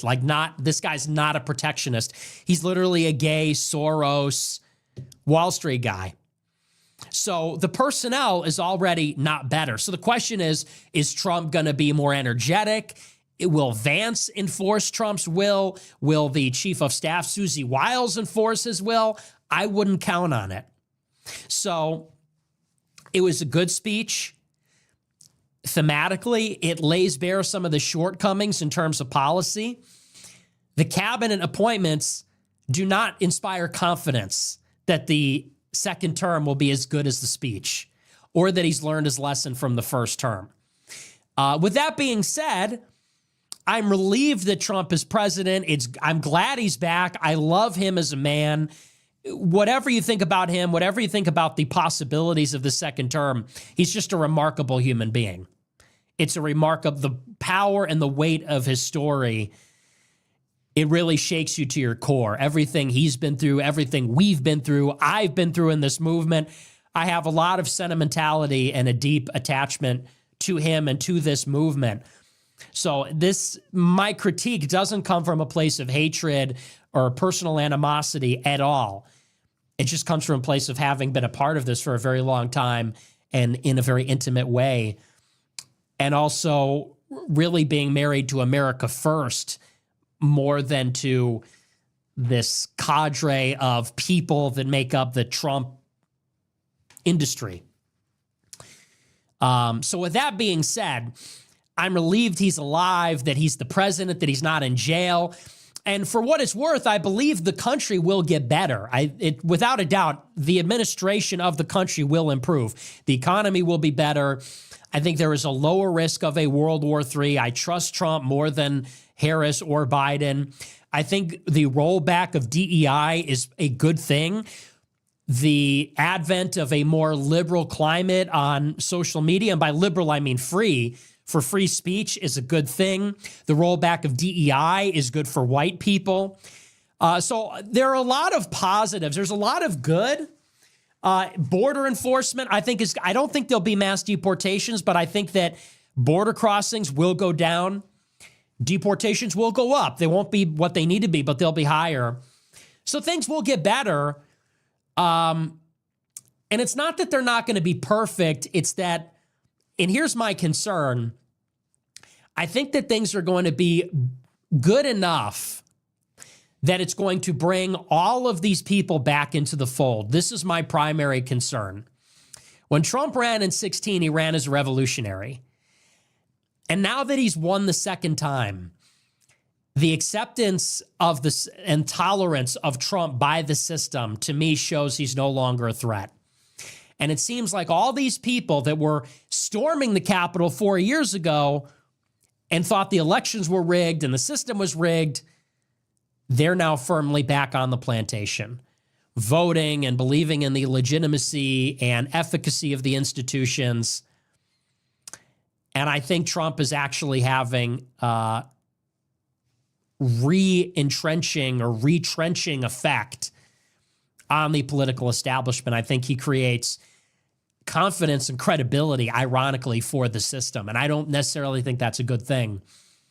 And I will add, I mean, look, it was a crisis 10 years ago. The border, the economy, the foreign policy, it was an absolute crisis 10 years ago. Here we are 10 years later, everything's worse, and yet Trump is less radical. So there needs to be a sense of urgency and forward momentum. And I feel like if it's not that it's not going to be perfect, it's that it's only going to be moderately good. Everyone's back in the fold, and things have only gotten worse in the past 10 years. And is that politically really beneficial for our cause? I would have actually preferred, even though Kamala would be worse in every way, it would have incubated radicalism, anger, distrust, and yes, instability, chaos. It would be bad. It would be maybe horrible, maybe catastrophic. But I think it would have unleashed a lot of energy that could have actually propelled the country into a real revolutionary period where there could be actual change. So I really took like an accelerationist position.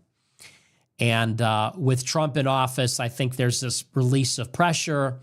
I think there is this retrenchment of the establishment. I think it gives credibility to the government again. And I don't know that that's the best thing. So I'm going to give Trump a chance. I'm going to be watching hopefully for the next 4 years, if no one else tries to kill me and succeeds.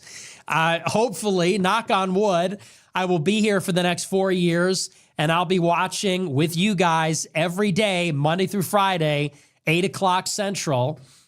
And we're going to tell it to you honestly. I'm going to be objective about it from my point of view as a legitimate radical. My North Star is this. I am a nationalist. I'm not a conservative. I'm a nationalist. I believe in America first.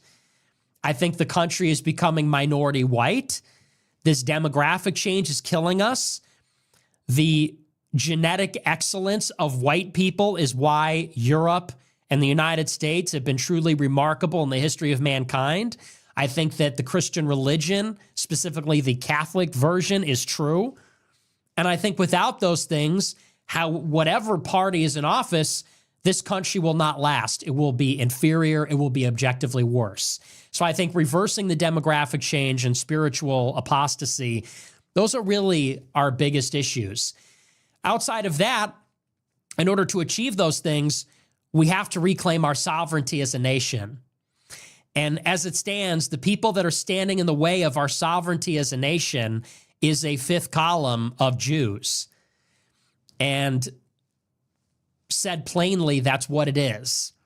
When you look at Hollywood, when you look at banking, when you look at the donors, when you look at the influence of the Israel lobby and the Mossad, how they've compromised American tech, how they've compromised American intelligence and the media, as evidenced by the response to October 7th, I think they clearly are the most influential faction in our government.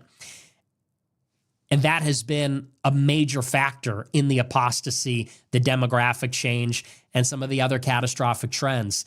We have to confront that. If we want to solve problems, we need control over our government. We need sovereignty. If we want sovereignty, we need to take it from the people that currently have it. And as it stands, Trump has been captured by this Israel lobby. Multiculturalism, atheism, secularism, liberalism, leftism, these are all the fruits of revolutionary Jewish intellectuals and activists over the last 100 to 200 years. We have to be honest about it.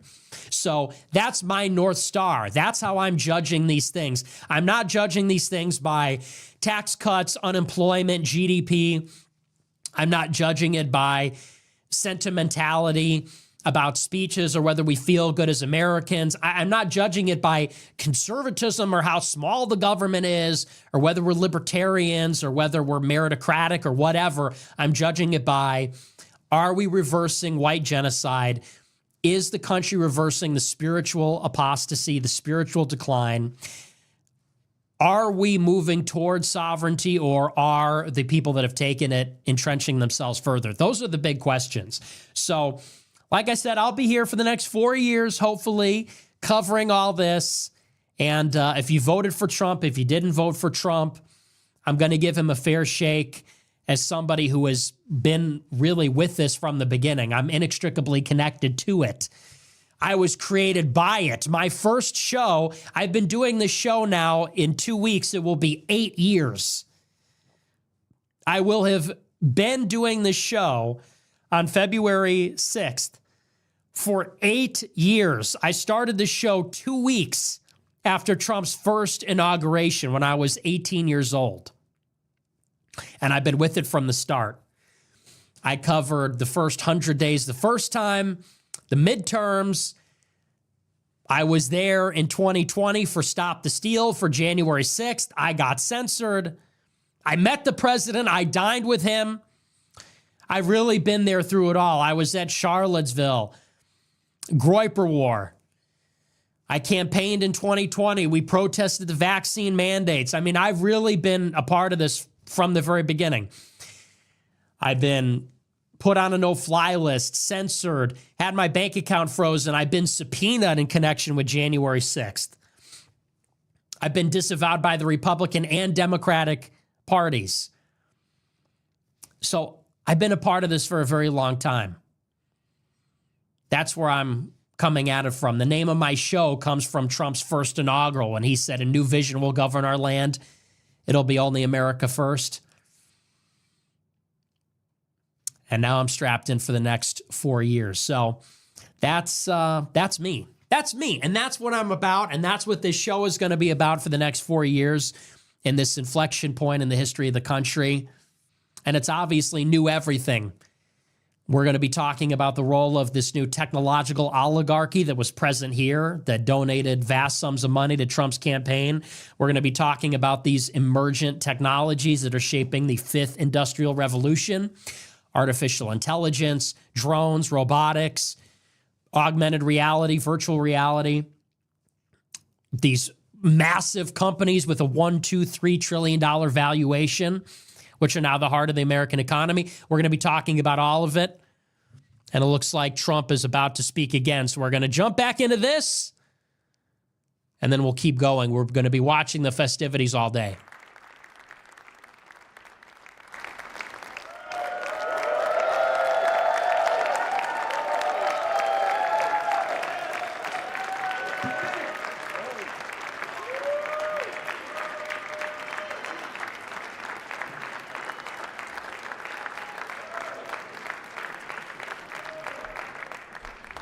Well, thank you all so much for being here. And was that a hell of a speech or what? That was, man.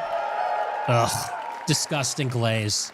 That was a good way to start it off. You know, I didn't know exactly what the president would put in that speech, and I hoped to myself that he wasn't going to hold back. And, sir, you didn't hold back. That was a hell of a way to start the next 4 years. But I just want to say from the bottom of my heart, and I know I speak for the president and for all of us, thank you, thank you, thank you for making this possible. We love you.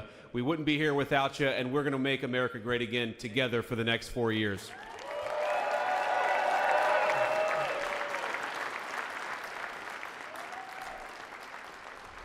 And the last thing I'll say is, you know, having stood outside for about 5 minutes to wave goodbye to the Bidens, thank God we moved that thing indoors, because it was a beautiful ceremony and it was cold as hell outside. So, sir, the 45th and 47th it was a president hell of a the speech. United States, Dude, Donald cold J. as hell Trump. out there. Thank you, thank you. He's such a fucking fake oaf. Fake, inauthentic fucking oaf. No, he's right. Fat. I said, oh, look at this beautiful sunny day. We blew it. And then I went outside and we were freezing. You would have been very unhappy. The sun was very deceptive, I will tell you. It is cold out. And I'm sort of saying, you know, that was so beautiful today. Maybe they should do it there every 4 years. Does that make sense? I don't know. Because, you know, the outdoor thing is really good, but it gets a little cold around this time of the year, as some people have noticed. And a lot of times they suffer through it. There was no suffering in that room. It was 72 degrees. It was perfect with the best acoustics I think I've ever heard in a room. This is not so bad either. But I just want to say, you're a younger, far more beautiful audience that I just spoke to. And I want to keep it off the record. I want to keep that off the record because I don't want to have all those big shots up there. I don't want to think you're more powerful than them, you look better than them, and I love you. Now, we just had a great time. We just had a great day. This was amazing. You know, when you think we took a journey, I mentioned in the speech, a lot of people said that was not a journey that was possible, and it was indeed possible. I didn't really know too much about what they were saying when they said that, but a lot of people felt it. And we hooked up with J.D. very early. I watched J.D. over a period of time. I endorsed him in Ohio. He was a great senator and very, very smart. The only one smarter than him was his wife. That was... I would have chosen the wife her, but glaze somehow is the line it's of absolutely succession disgusting. didn't work that way, right? But now she's great and he's great. This is a great, beautiful couple and unbelievable career. I just said to him, you are very upwardly mobile, because he hasn't been doing it that long, but he picked it up so quickly. Remember, the first week was a little bit like the fake news was hitting him really hard. And I said, ooh, this may be tough, but after that, it was smooth sailing for him. He took on everybody. He took on the meanest. I don't want to use the word corrupt because we're into a new system, so let's wait till the corruption begins, because it will. But he took on some pretty mean people, and he handled it well. I want to also congratulate Mike Johnson for the job that he's doing.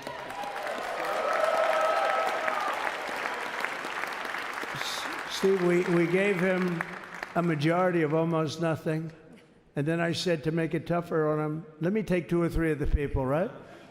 I said he'll only have to suffer with that for about 3 months. How are they doing, by the way? Are they? Is that moving along? Totally unified. I said, do you mind if I take this one, that one, and a couple of others? He didn't mind. He can handle it. No, he's a man that's liked by everybody. I've never met a man like this. You've got how many is it, 219 or 220 or something? 220. And of the 220, 219 really like him. I noticed he got 1 negative vote once about 2 weeks ago. But I think even 220 like him, if you want to know the truth. And that's very unusual. I know a lot of nice guys in Congress, and they have 35 people that hate him. So if you have 35 people that hate you and you only have 1 or 2 or 3 votes, you'll have 5, I think. But that's going to be like, you know, the good news is when we get to that 5 number, it's going to feel like a massive majority. You could be really nasty to a couple of them at least, you know? So it's going to feel like hitting your head on the wall and stopping. It feels so good to stop. But he's done a fantastic job. And Steve Scalise is, he's our hero because, you know, I was with him. You talk about being shot. I was with him. He got some bad ones, and his incredible wife, and she really loves him. You know, you never know about that. I've been with other people. They were doing poorly, and the wife is like looking at her watch. She can't get out of the hospital fast enough. How's he doing? Oh, I don't know. He's all right.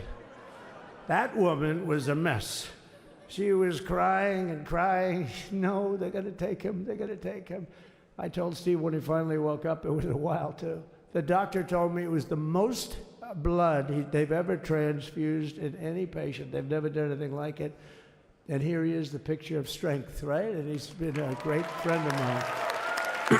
Right? Hey, and by the way, if you're tuning out because this isn't the inauguration, make sure to follow me, smash the like button, and my show's coming back at 8 o'clock tonight, just because I can see, you know, the inauguration ceremony's over. So if you're leaving, remember, I'm going to be here at 8 o'clock tonight. The show is back. I'll be here all week and then going forward. So 8 o'clock tonight, and follow the channel, but we'll be watching this. I said, I'm telling you, it's going to play great. They say, you're right. For this group of people, it's going to play great. You're the only ones I hurt by not, but we had some beauties, didn't we, Melania? She said, sir. Calls me sir when she's angry. No, I'm only kidding. I better say I'm only kidding, or the press is going to pick that one up loud and clear.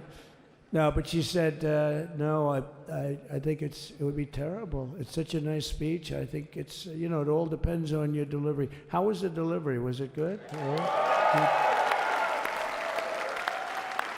But she said it's such a beautiful speech. You can't put things in there that you were going to put in.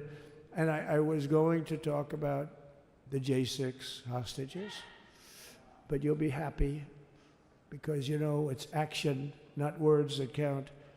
And you're going to see a lot of action on the J6 hostages. Oh, we'll see.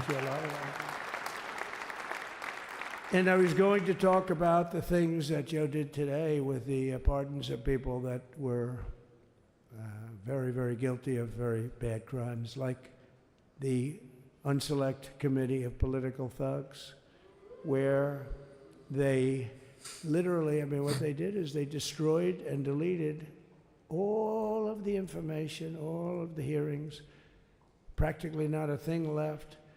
They deleted all the information on Nancy Pelosi having turned down the offer of 10,000 soldiers. You wouldn't have needed 10,000. You could have had 500, and it would have stopped.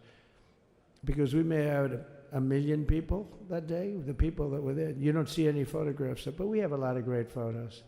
But you don't see those photographs. They don't put them in. They show the people at the Capitol. But I was talking about that. I was going to talk about that. They said, please don't bring that up right now. You can bring it up tomorrow. I said, how about now in front of the I'll bring it up right now. This little time delay is good because we're getting great reviews on the speech. Now watch. They'll take the speech and say, I didn't like it because he left there and he's talked to people. But we're giving you a little more information than we gave upstairs. But no, they pardoned a lot of people. They pardoned, before we even get to today, they pardoned, 33 murderers, absolute murderers, the worst murderers. When you get the death sentence in the United States, you have to be bad because they don't give it much. And he pardoned almost everybody having a death sentence. And if you went through the crimes that were committed, you wouldn't even believe them, the level of violence, the people that were killed, the innocence of people that were killed, and children killed. All right, I'm bored. And he pardoned them for whatever reason. He spared them, but they didn't spare the people that they killed. And, who knows what happens in the future. It's one of the worst because a lot of times they let them out early after that. They say you're going to be in for life. But when are we going to do the executive orders? What is this even? Good behavior, and then they go on a rampage. It's one of those little things, right? But I was going to talk about that. But I was really going to talk about the level of, what's going on. Why are we doing this? Why are we trying to help a guy like Milley? Look at how fat and disgusting this person is. Look at how fat, ugly, and disgusting his face is. Some of the people? What a fat, ugly, disgusting human being. Look at how his face carries the fat. Look at how this disgusting fatty has face fat hanging off of his fucking face. I looked at him, I remember. And look at that fake laugh. On my side. And then what the fuck is that? Even sorry hated the concept for the language, but seriously, there are going to war with everybody. Let's kill no bigger fakers than this asshole and this fat ugly pig. And this ridiculous petri dish creature. Think of it. They destroyed Paul Ryan clone, all of that information, and then this fat ass who I hate. And the reason they did, because it was all scum. False. Like the person that said, I tried to strangle. It was gross scum. A Secret Service agent, that's one of the toughest human beings I think I've ever seen. I actually had a friend saying, please don't change that, sir. You are the coolest sucker in history. Remember, she said, I put my hands around his neck because he wouldn't go to the Capitol. Made up fiction. And I was rebuffed. And the guy on the right is a massive weightlifter, probably stronger than me. Do you think he's stronger than me, honey? You know who I'm talking. Possibly stronger than me. Slightly younger than me, like, I won't say how many years because I don't want to talk about that, but a lot of years. But I had a friend that said, why are you disputing that story? That's the coolest story I've ever heard. That I would attack a karate champion, get slightly rebuffed, and then throw my arms around a guy with a neck about this big. This Even though there weave are is bars, you know, there are crazy. bars, you can't really do that anyway. So I wanted to talk about that. But all of that stuff got deleted. And the reason it got deleted is they were all caught in lies. You know, Secret Service testified, and they said it didn't happen.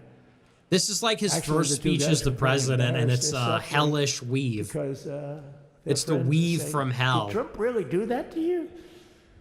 But they gained a whole new respect for me. But it was just Dude, we're going to have to see make-believe this stuff. I did fat a lot face of for 4 make-believe years, stories, maybe more. So rather than suffer the wrath, like the story with Nancy Pelosi, I offered her 10,000 soldiers.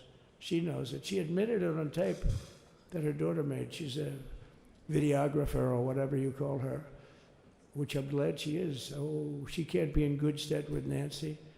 But Nancy said it was my responsibility as she's leaving the Capitol. She said it was, and it was. She's in charge of security at the Capitol. But I offered them up to 10,000 soldiers, even more. One time I said more, as many as you need. But you needed 400 or 500. If 4 or 5, you 10,000, that would be more than the number of people there by lot. But we offered her 10,000. Think of it, 10,000 soldiers. In other words, J6 wouldn't be J6. There would have been no J6. But she rebuffed them. She didn't like it. No, she didn't like it. Maybe she wanted that to happen. Dude, it's just like a grievance festival. And now you're the president. Why do you?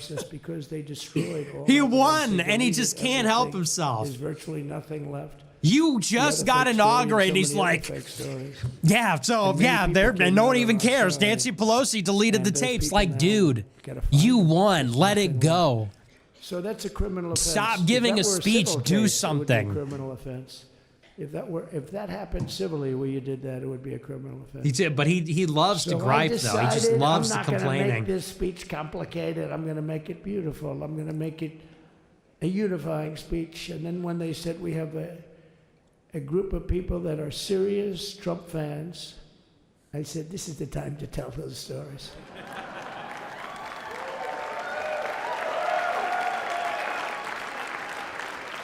He knows. So anyway, but seriously, I'd like to, I think it was a tremendous success. I think we're very lucky we put it inside because it is really cold. We just went to the helicopter out of respect to something that's taken place for a long time. I guess it's as old as helicopters. You used to get into a stagecoach, now you get into a helicopter. Times change. But it's pretty old custom. And it's a Vance custom, actually. It's a laughing like that's the most hilarious joke. A better relationship. I wish we could have had a better relationship between Dude, Republicans and look at his Democrats. face. I just can't get over it. He's just got one of those like fat faces. You know what I mean? Not all fat people have it, but they never get a Democrat vote. They never get a Republican vote. some of almost. them. Man, And, dude, look at there's a bill him. coming Oh up my very shortly goodness. that we have a lot of Democrat votes, right? It's like that gonna resting be a fat face. Very beautiful bill. Yuck. We'll have a deciding, I would say, within a Yuck. week or so, I think. And it's going to be a very good bill. You all know what I'm talking about. So I just want to thank you all for being here. You have been our fans. Look at from his day like one, all these look at the way he's people all looking. over. You've been our fans. Bro's looking for cookies. This has been there's never been anything like it. There's never been anything like it. This has been a movement like no movement ever in history for probably any country, let alone this country. You know, if somebody's running for president, and if they go out and they announce they're going to Arizona, they're going to Nevada, they're going to someplace, if you have 200 or 300 people, that would be standard. Ronald Reagan would go out. I mean, outside of the last couple of days where people get a little excited, but even then you have a couple of thousand people. But if you're going to go someplace, any place, any one of the swing states, any one of Dude, the what is other this? states, I mean, how about the non-swing states? We won Alabama by 48 points. What are you talking we about? won Tennessee by massive numbers. Wyoming, we won by numbers that are, nobody's ever seen numbers like that. And, you know, places like California, we did great, but when they send out like 38 million ballots, nobody knows where the hell they're sending them, and then they come pouring back, the whole thing. You know, they passed a law in California that if you work in an election bureau, and if you so much as ask for a voter ID. If you say, sir, ma'am, could I please look at your voter ID? They have the right to put you in jail. You're a criminal. Can you believe that? There's only one reason that happens. They want to cheat. So they had it where voter ID wasn't accepted. Why are we doing this? Seriously a bill that was just signed, passed in their legislature, and it was signed. You don't need to do it. You're the president. Sign executive orders. He's like giving a speech about how the election that he just won in a landslide was unfair. You know, if you look at my numbers with Hispanic, we're at 56%, and we were winning. We won the Texas border that had never been won. As the governor said, he's doing a good job, the governor, by the way, of Texas. But as the governor said, it's torture, dude. It's torturous. Oh, did I get lucky? Did I get lucky? Supposing I said, you know, he's not here, but the governor of Texas has done a terrible job. Wow, look at you. You mean we couldn't get you up in the front row? I'll tell you. Supposing I said, JD, the governor of Texas, he's not doing his job. You heard what I said. See, I didn't know you were there. I said he's doing a great job. He's doing a phenomenal job. But now you're going to have a partner that's going to work with you because you didn't have, not only didn't he have a partner, he had people selling the wall, right? We have a fence structure that we worked on, the governor worked on with me. And I didn't love it, to be honest with you. I wanted a nice precast concrete, you know, 40, 50 feet high, like a beautiful, could have been a T-shape, Y-shape. I love construction. I wanted that sucker to go up maybe 50, 60 feet. It would have looked beautiful, a nice Y shape. And they said, the problem is, sir, they climbed that like a rabbit.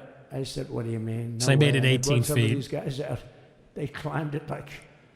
And the other thing is you hit it with acid and the thing will disintegrate. You know, they have things for concrete. So they needed very hardened steel, very special steel. And then they needed 7,000-pound concrete inside that steel, inside that steel. And then they have a rebar that's the toughest steel made. Very hard to cut. So this is why very little is cut. I mean, it's right. And then they put an anti-climb panel on top. I hated it. I said, it's so unattractive. And I said, why would that work? I don't believe it works. And I went to watch the Border Patrol, gave a display. We had actually two sets of climbers. The guys that climb up walls with drugs on their back, I mean, they got like 60, 70 pounds of drug, and they go as fast as you can walk. They go bip, bip, bip. Or we have Mount Everest type climbers. And honestly, the drug guys were much better. I couldn't believe it. The drug guys blew them away, right? But it's true, the anti-climb panel, they couldn't get around it. They just couldn't. There's videos of them. So sometimes you sacrifice beauty for efficiency, and we did. So we built this wall, and we built over 500 miles of wall. That's why we had such good numbers. The famous chart that came down, very thankfully, the chart that came down on my right, Governor. Had I not looked over there, I'm not speaking right now. You might be speaking here. You want to know the truth? You, JD, have got a lot of great people in this party, but I got very lucky, but we had the best numbers we've ever had.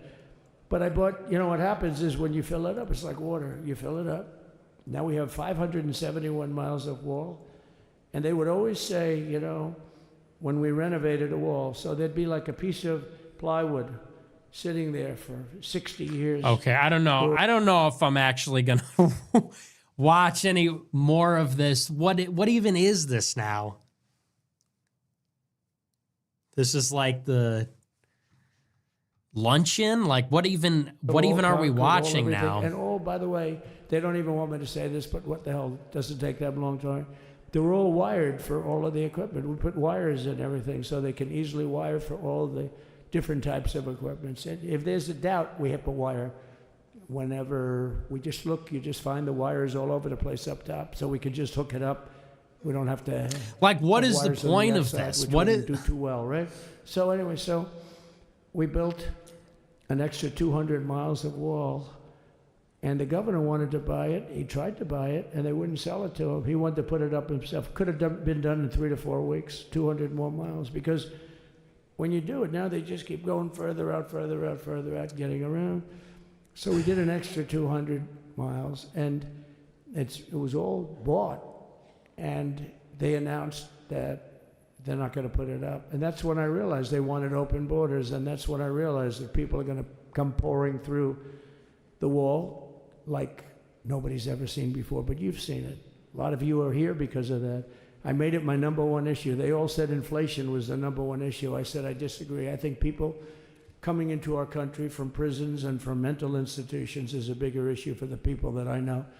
And I made it my number one. I talked about inflation too, but you know, how many times can you say that an apple has doubled in cost?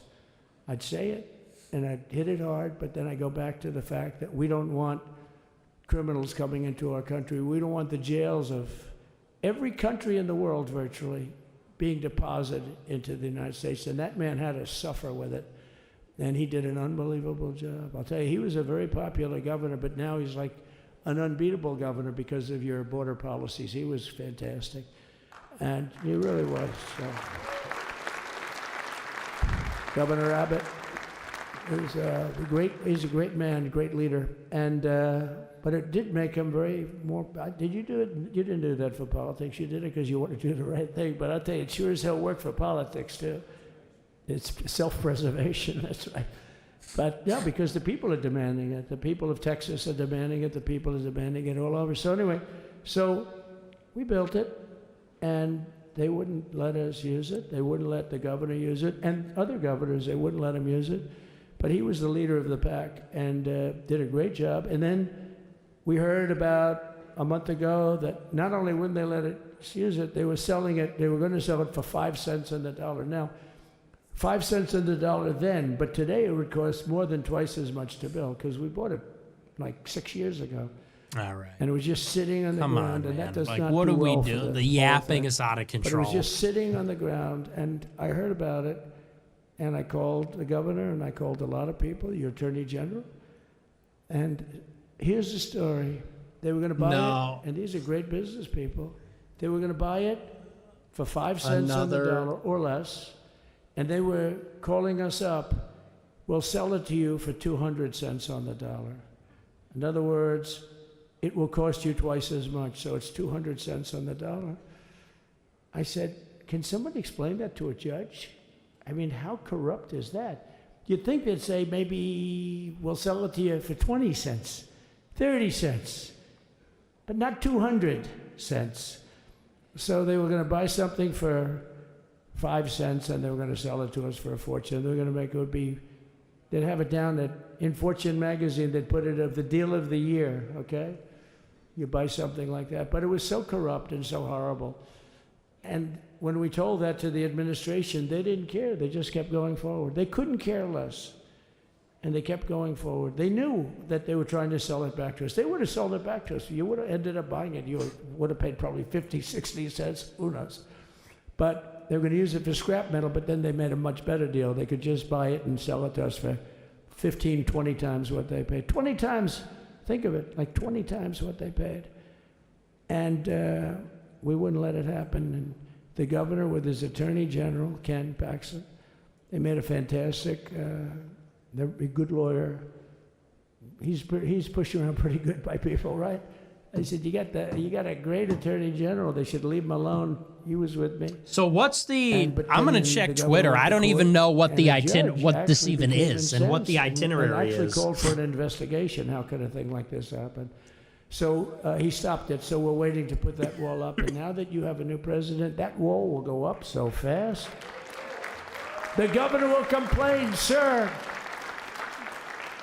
This is Greg Abbott, sir. Please, the wall is going up too fast. Please don't do that. You know the story about winning. No, we're going to win too much. We're winning too much. Please, stop. People always love that one. We'll do this with the wall. Governor Abbott calls, sir, the wall is going up too fast. We can't take it. We just can't take it. No, I think you'll be very happy if the wall goes up too fast. Right? But we'll get that dude and we'll work with you on that. But it was a great decision by a great Texas judge, right? And it was beautiful, beautiful to watch. He stopped them right in their track.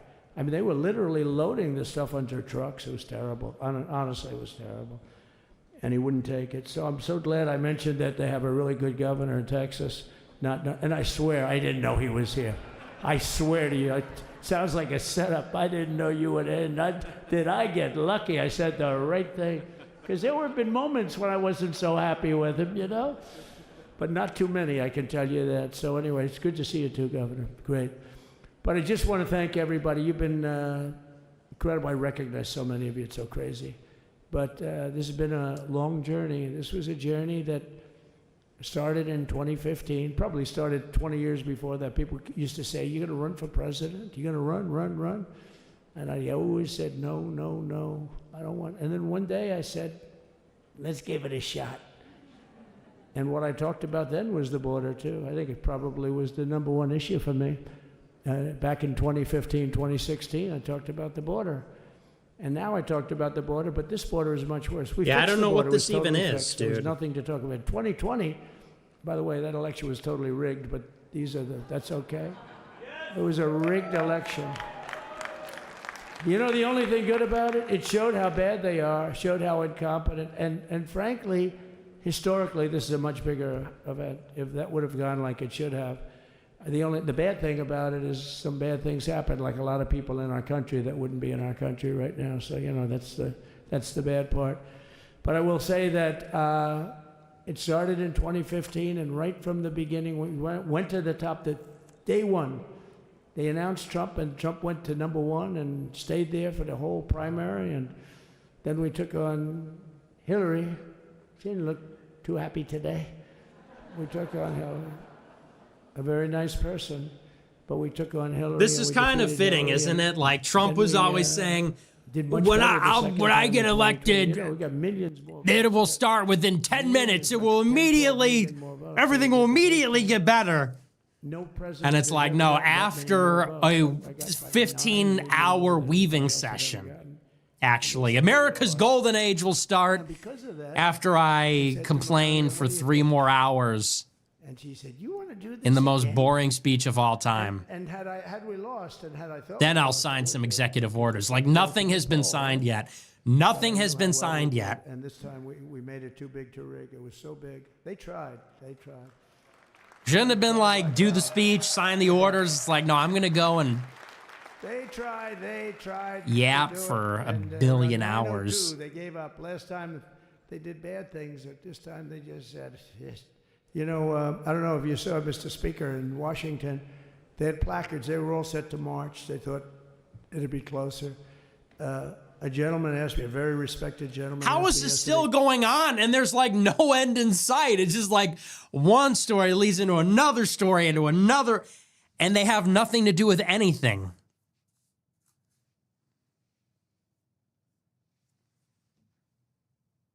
That they don't want to talk to anybody. So when you call somebody from Trump, who are you voting for?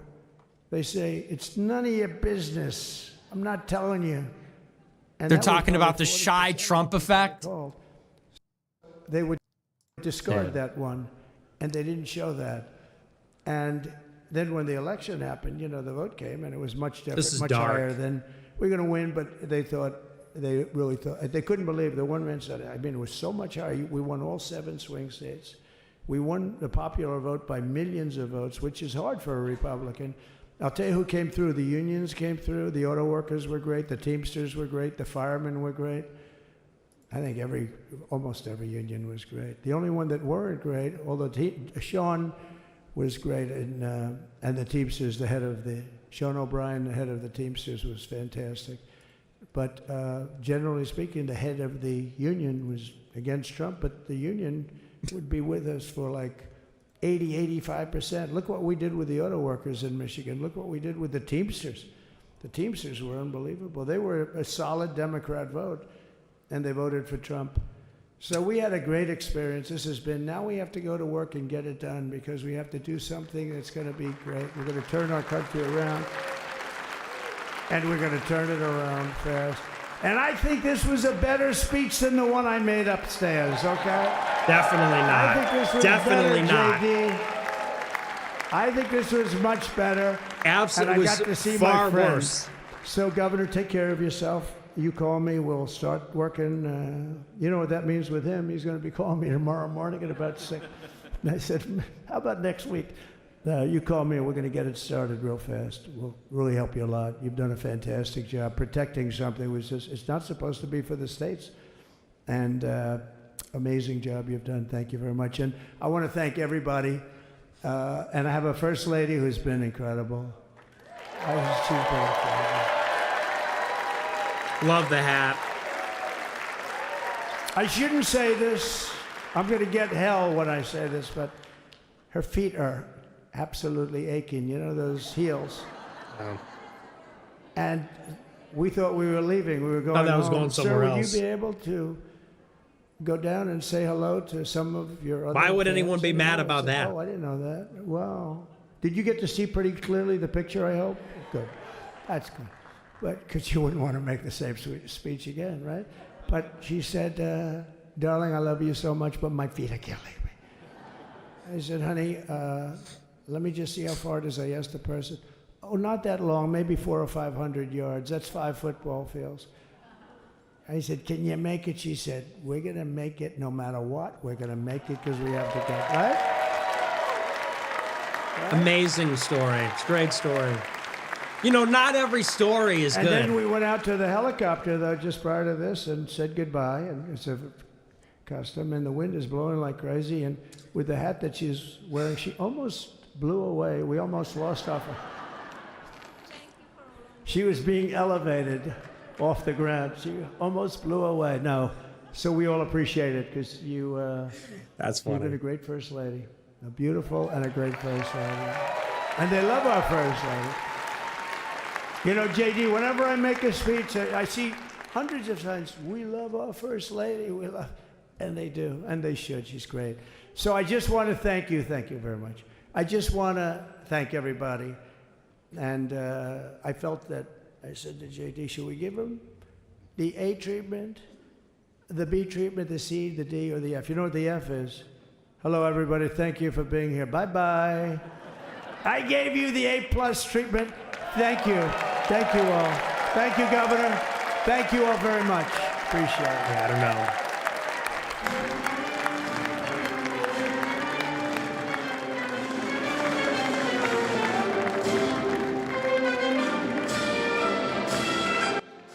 You know, at the end of the day, like, he is the problem. Like, not to take a dump on him or whatever, but people want to blame the advisors, the donors, the handlers. It's him. Like, let's be honest, there's some defects, and they're getting more pronounced over time. I love him. I have great affection for him, but this is an opinion that's shared by other loyalists as well. It's him. Like, in many ways, he's remarkable. In many ways, he's magnificent, but there's some serious defects, and they've only become more intense as time has gone on. And we're talking just about the insecurity, the self-indulgence. It's delusional. He gave this rambling, you know, and I'm not trying to pile on here, but we have to talk about, he just gave this rambling, totally self-indulgent, like 1 hour speech, airing out old grievances, totally like unbecoming for the moment, totally lacking magnanimity or grace. And some people like that. I don't like that. And he thinks that everyone's loved that. Like, in his mind, he said that was the A+ treatment. He thinks we're dying for more of that. He's giving us what we want. It's not true. That's delusional. It's scary. So, and you know me, I'm not like a rabid anti-Trump or whatever. Go back and watch the speeches from 10 years ago. Go back and watch the first Trump rally in Long Island. That was electric. That was exciting. Go back and watch his first speech at Trump Tower. That was a good speech. The stuff he's putting out now is just... Jared Taylor tweeted this. He has some pretty good tweets today about the inauguration. He said, for Trump, there's no difference between a debate, a rally speech, an inauguration. It's all a rally. It's all a campaign rally. And he's right. That's true. Everything is the same kind of formless, meandering, self-indulgent grievance, showboating, you know, and there was a charm to it at one time, and it was a little sharper and it was a little more fresh back then. But after 10 years of it, it's just stale and monotonous and brutal to listen to. And, you know, this was a big part of my critique during the campaign. We got to be realistic. Like, that's just the Trump that we have. And, you know, it is what it is. But this is who we're dealing with. People get really caught up with sentimentality and some of the rhetoric and the propaganda that gets put out, the video edits on TikTok or whatever. But at the end of the day, this is who we have. This is the real Trump. So for all of the aura and pomp and everything like that, when you put this guy in front of a microphone, this is what you get every time, and it sucks. And it's been this way for like 7 years, roughly speaking. You know, my first Trump rally I went to was in 2018 in Indiana, and it was like this. It wasn't like this in 15, 16. Started to get this way around 17 and 18, and it's been like that for a long time. It is what it is. He's just not, and it's the unfortunate part. He's a great politician. He's a great campaigner. He has a certain intuition, instinct, but as an executive, very weak. Governing the executive branch is not his strong suit. Does not have the skill set. And unfortunately, someone like Vance or DeSantis, they probably would be good at that. So, and I didn't support DeSantis, and I don't like DeSantis. But in terms of skill, independent of whether you agree with him, DeSantis is a far more skilled executive. Vance, probably.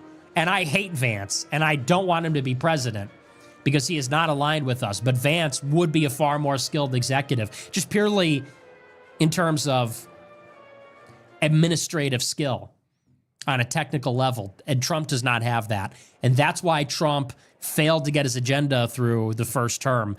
It wasn't all the obstacles. It was a lack of competence. So, you know, this is a time for honesty. You know, a lot of people like to get caught up. We have to be very, very, we have to not only be honest, but we also have to be perceptive about the shortcomings of this movement, of the person leading it. Doesn't mean you have to hate the guy. It doesn't mean it's all bad. But we do have to look at the big picture. I mean, Zuckerberg and Chan are here. Zuckerberg Chan Foundation put $300 million in Get Out the Vote in 2020 for Joe Biden. Now they're here. What do you think happened in the last 4 years that changed their mind? You think that Zuckerberg and Chan got red-pilled in the last 4 years? Or do you think that Trump became less of a threat? Do you think that they realized that if they bandwagoned onto Trump, that they could get some regulatory benefit? They know they could get some benefit. They're not threatened by Trump. They don't see him as a revolutionary figure. I think it's obviously the latter. And here's another thing, and Academic Agent tweeted this. I've become actually a fan of his. He used to not like me, but we kind of came around because we both see the same thing happening.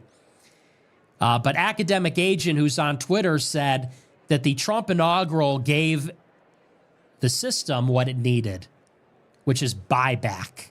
They needed people to buy back into the system. All of Trump's supporters that were willing to burn down the Capitol 4 years ago are now firmly back into the camp. Voting, believing, optimistic, the stuff about a golden age. He said that it did just the trick, and I think he's right. That's what I said throughout the campaign. This is a handshake between the establishment and the Trump's base. Trump is a compromise. The establishment realized they'd have to live with him, but they'd only have to live with him for 4 more years, and they could control him. And they threw that bone to the base. And that's why no one is too perturbed about this. You know who's perturbed about Trump getting into office? Real leftists. You know who's not? Everybody else.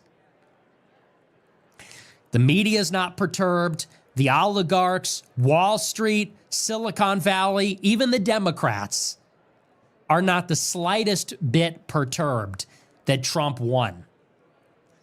All that stuff about threat to democracy, Hitler, etc., it all went out the window. They conceded immediately. They rushed to commit to attending the inauguration for the sake of the peaceful transition. New York Times is even somewhat positive. Like, they did a profile on Curtis Yarvin. And you had Democrats saying, yeah, Trump will win, but it's not that big of a deal.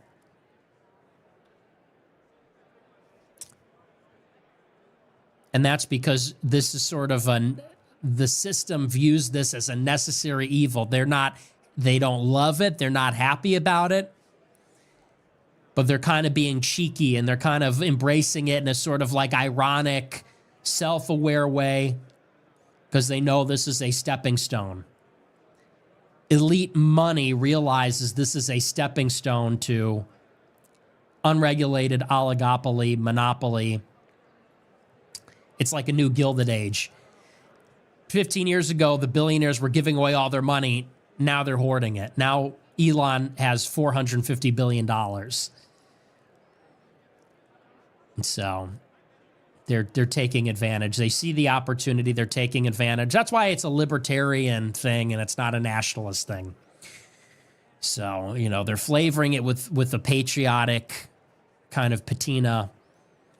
But, you know, rolling back DEI, some of the climate stuff, the regulatory state, this all benefits capital.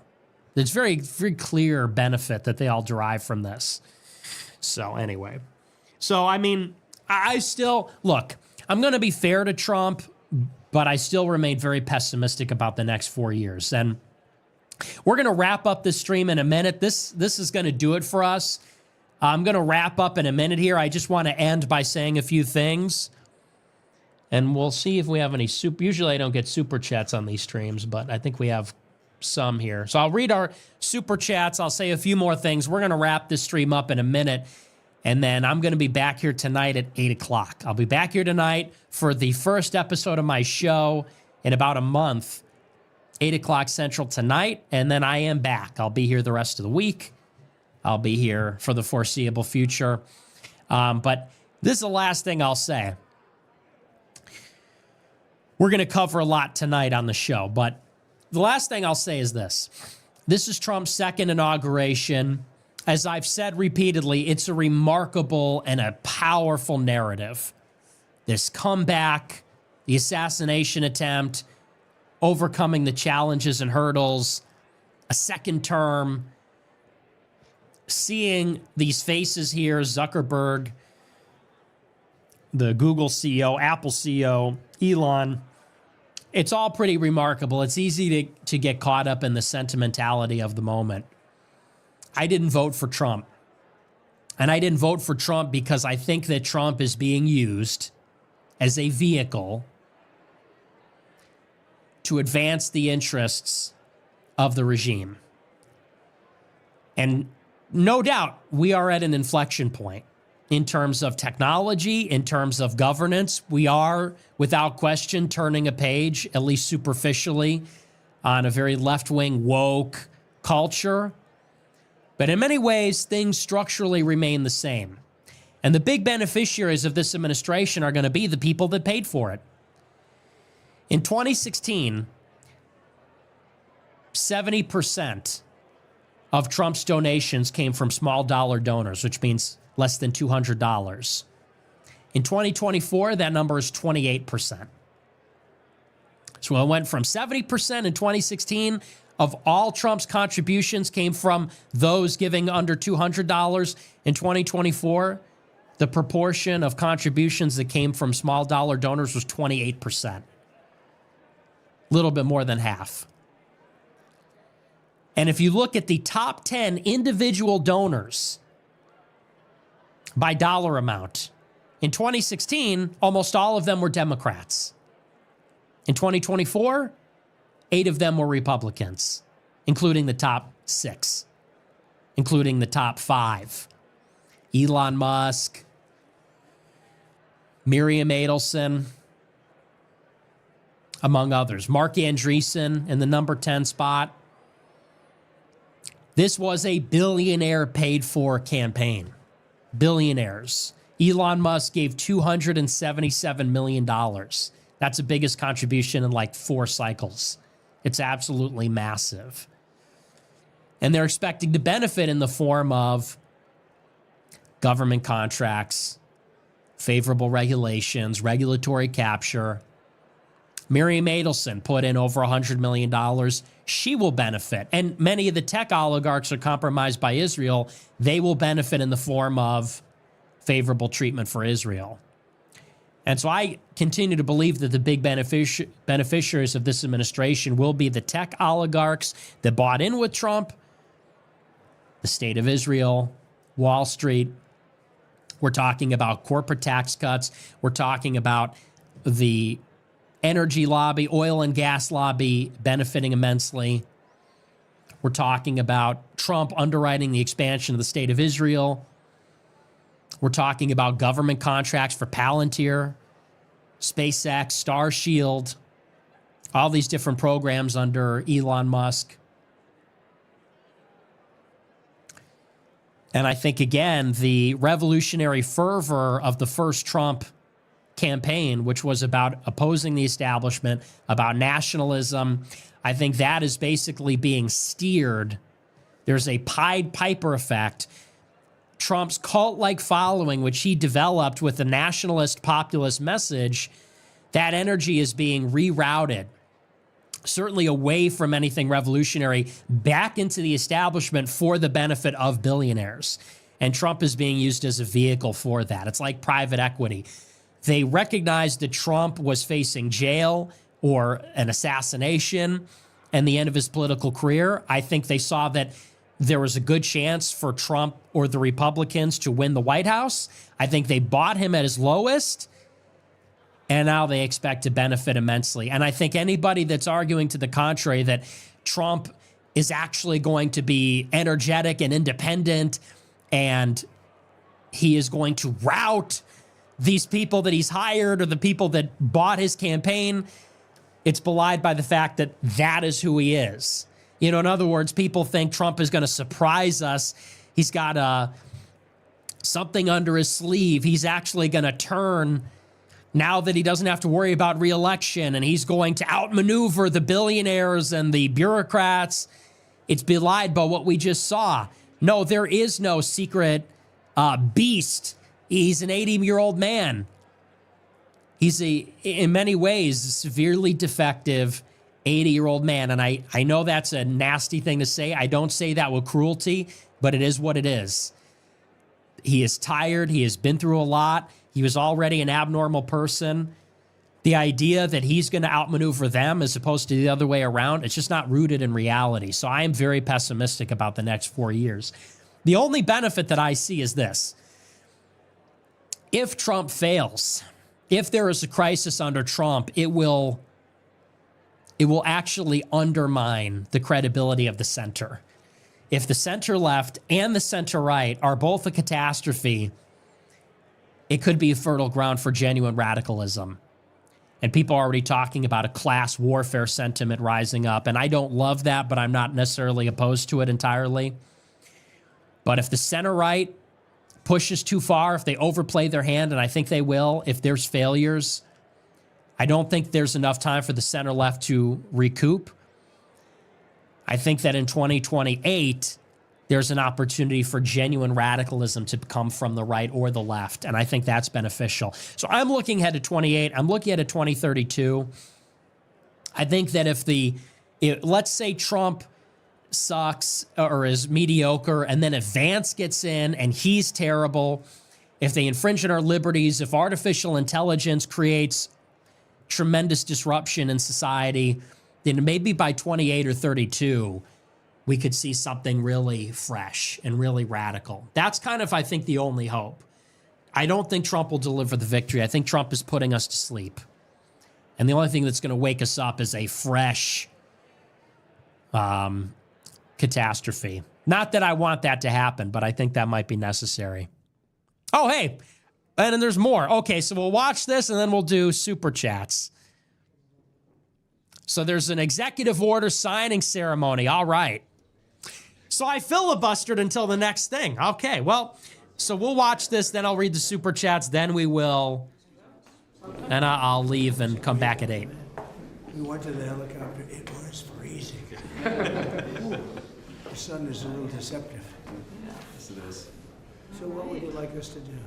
Sign your orders. Here we go. Documents. Okay, I assume they're going to be happy with these documents? Yeah, they're might not be here. It's the next step. It's a tradition. Sir, the first is 22 cabinet and cabinet level appointments for your signature. Okay. Okay. So this is just cabinet appointments.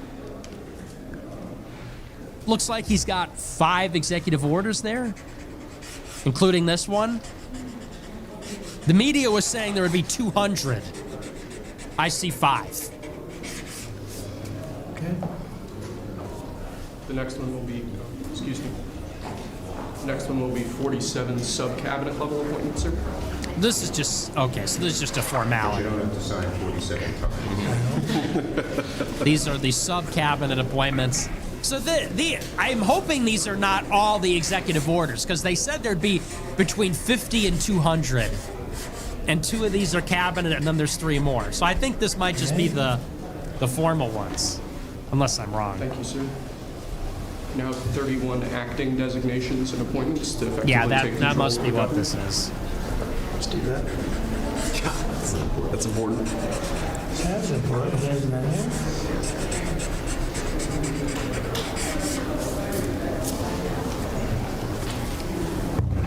And we have 15 commission chairman and acting chairman appointments. Send here. Commission chairman and acting chairman.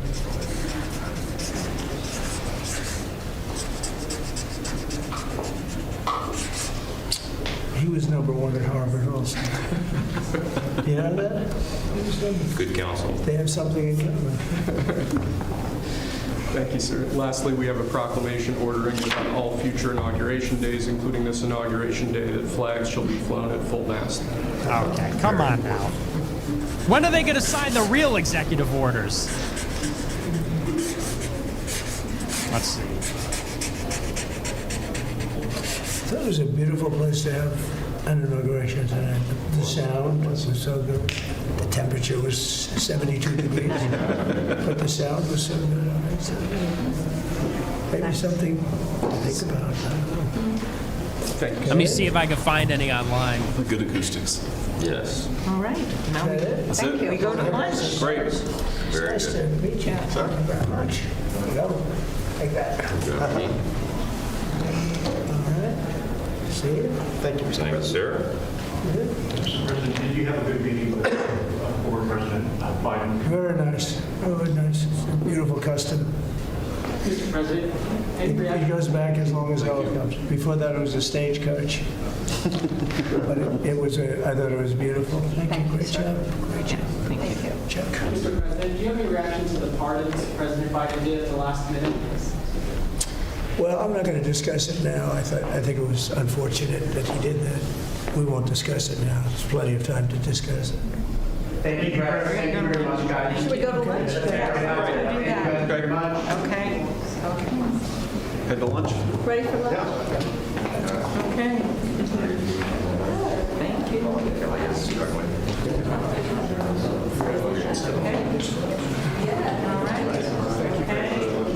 That was 3 times the number of appointments you did in 2017, sir. On day 1, plenty of time. Just getting started. A lot of good work to do. So where are we going to stop there? Good counsel. Trying to look at your documents.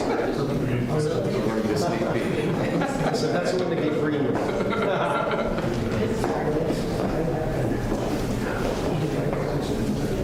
Thank you. That was great. That was great. That was great. Standing ovation. I liked it.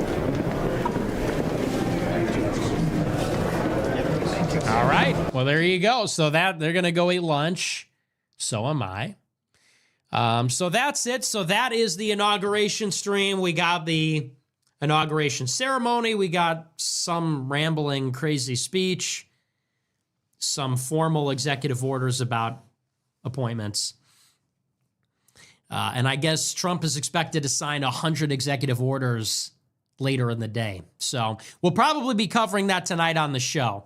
I'm going to go through our super chats. Then I'm going to get out of here. Like I said, show is tonight at 8. Make sure to tune in. We're going to go over a lot of stuff.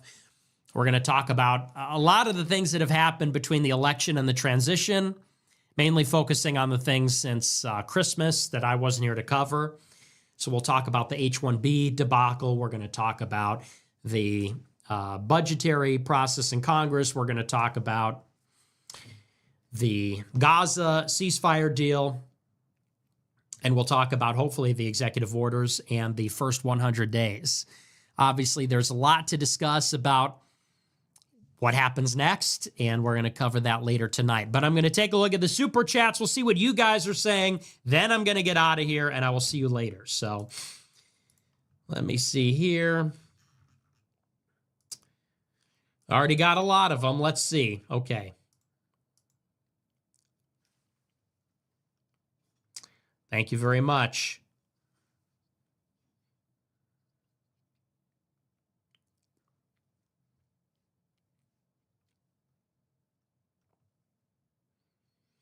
True, we'll cover that tonight.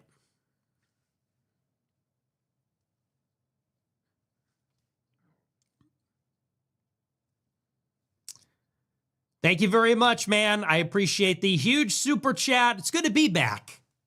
It's good to be back. Honestly, my vacation sucked. I took about a month off, and I really didn't do anything. I realized I'm kind of a loser without this show, because this is all I care about. This is all I am. Like, I did nothing because I genuinely, without the show, without this movement, without politics, I don't think I would exist as a person. Like, there's nothing else I enjoy besides politics.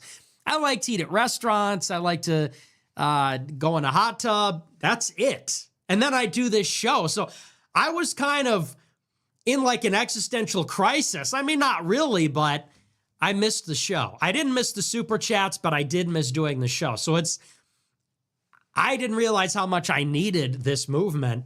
The movement needs me. The movement would die without me. I think I would die without the movement too. So it's very good to be back with you. I was excited to come back. I don't know how much that excitement's going to last by Friday. I think we're going to get to the super chats on Friday, and I'm going to be ready to go back on vacation. But I did. I had some time. You kind of need that. You kind of need to go away and realize this is your life to be excited to come back. Because I just feel like nothing else is important. If I didn't have to do this show, I just wouldn't even get out of bed, because it's like, I don't know how people do it. I don't know how people do everything else, you know? But I'm a weird guy, so it's good to be back, truly. But I appreciate it. I did have some time to rest up and get ready for another year. I'm ready to lock in. It's going to be a big and exciting year. And I have a lot of stuff planned, and I'm going to lock in, and it's going to be a very eventful year. So anyway, I appreciate the big super chat, man. God bless you. Appreciate the support as always. That's what I'm here for. I'm back. Thank you, man. Good to be back.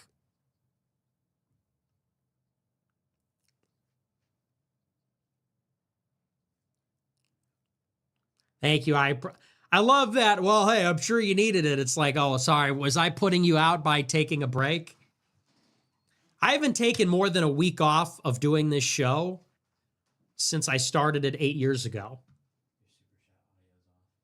All right. Oh, someone's telling me my super chat audio's off. You guys aren't hearing the audio. All right. I think it's fixed now. There we go. Harvey sent $20. Appreciate you, Nicholas Joseph. Go. Appreciate you. T. McKay sent $20. Melania redeemed by the iconic dark gothic Melania we got today. FR. Great stream. Love and prayers from Scotland. Dude, she don't even speak English. You think she has anything to do with the coin? You think she knows what a blockchain is? I don't blame her. I blame Trump. I don't blame her for the scam. She doesn't even know how to speak English. You think they're explaining to her like what a non-fungible token is. Chat 1142 sent $10. Welcome back. Hope you got some good time off. Also, you're in 5th place right now in live viewers, right behind Trump. Yet for some reason you're not on the main homepage. Do you think Rumble is limiting you? Oh yeah, they definitely removed me from the homepage.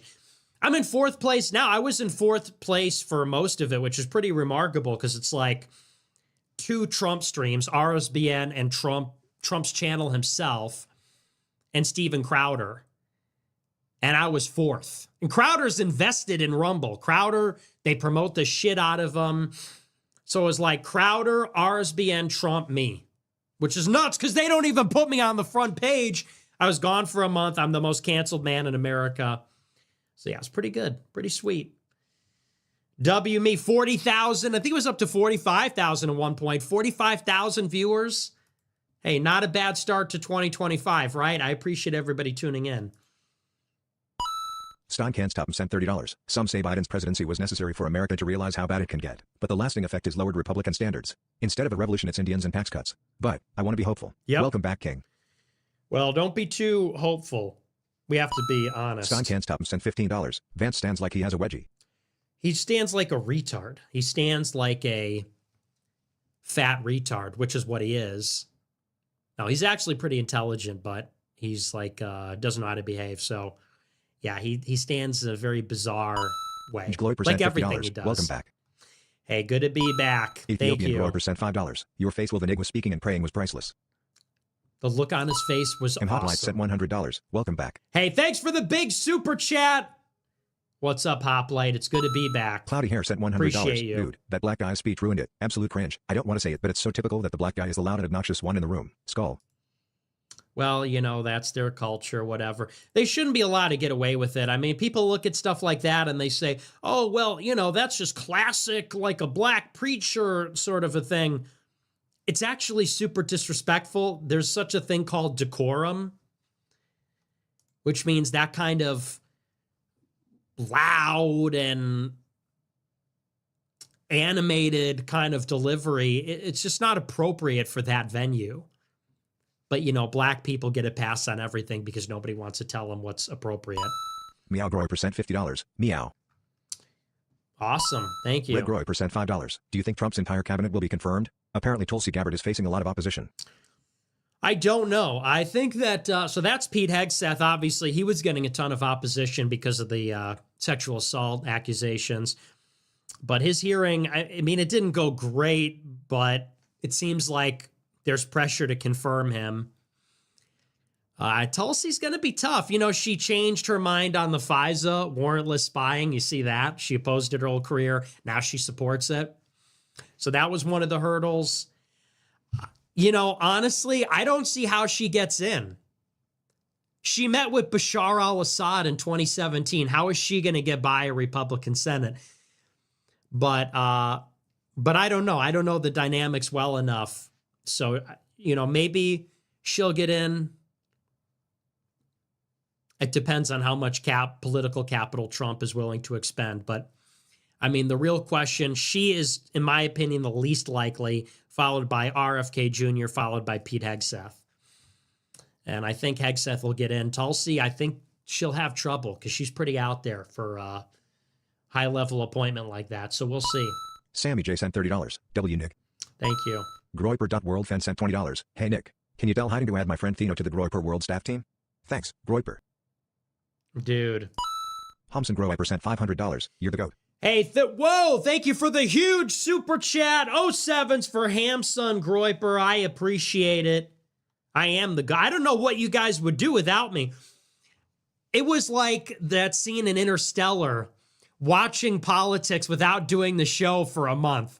You know the meme where he's banging on the bookcase? Burf! That was me for like a month. Because there's no one else who fucking gets it. No one else. No one else. Academic Agent kind of gets it. I mean, like, he gets it more than most. And Jared Taylor gets it, although he won't criticize Jews. It is what it is. Like, those are two people. But Taylor gets the problem with Trump. He gets...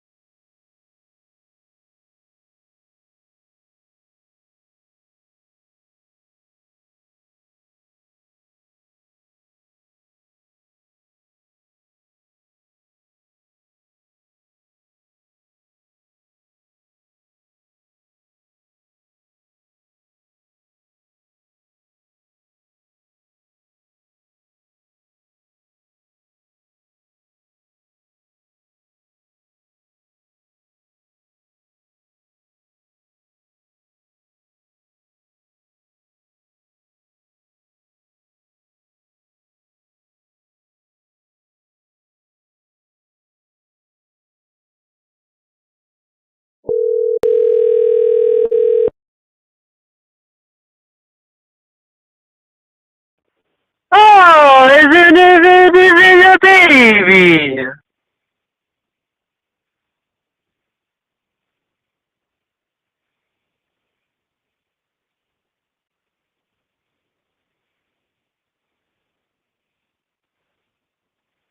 No,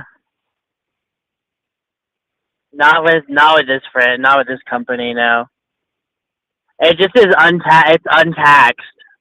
You can't withdraw it for X amount of time though.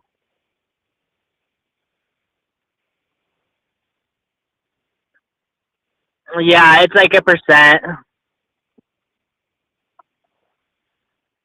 Yeah, I had it at 6%, but I had recently turned it off because I needed to buy my car.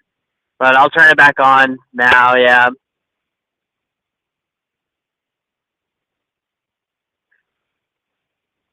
No, Jimmy John's doesn't match.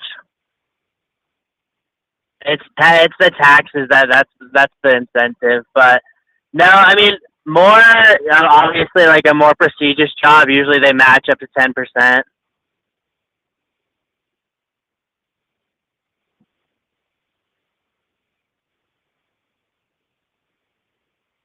Yeah, no, I mean even like restaurant work, like a lot of more.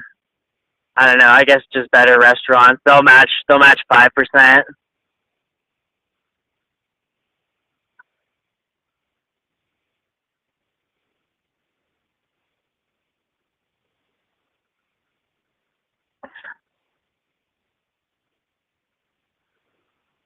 Oh yeah, no, dude. DoorDash is a scam. The only ones who are excited about DoorDash anymore are immigrants.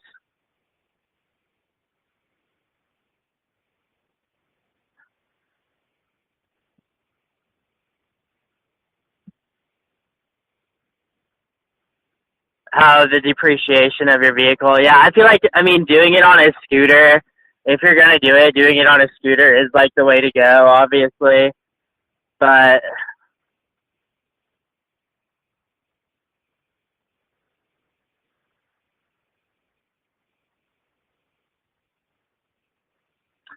yeah, it's not a fucking career. It's not. It's a good job for somebody looking to work 6 months and get out.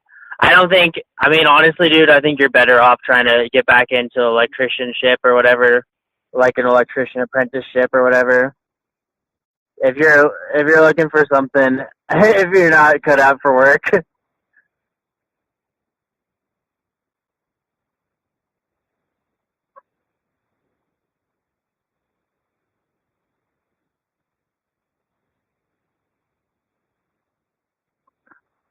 do you think? Do you think it's that it's the learning curve, and you're just like you just don't want to learn? You're like you get fucking. If it's not, because that's how I am with stuff. If it's not something that comes pretty easy to me, I'm like, fuck this. Let's do something else. I don't like this job. I don't like this sport. I don't like whatever it is.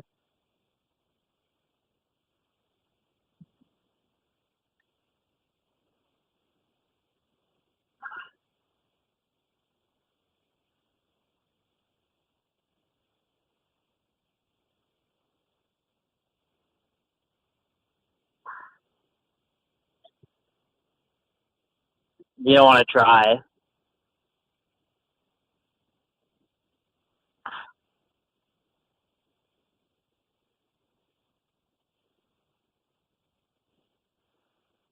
You keep going back to it like you like missed the opportunity.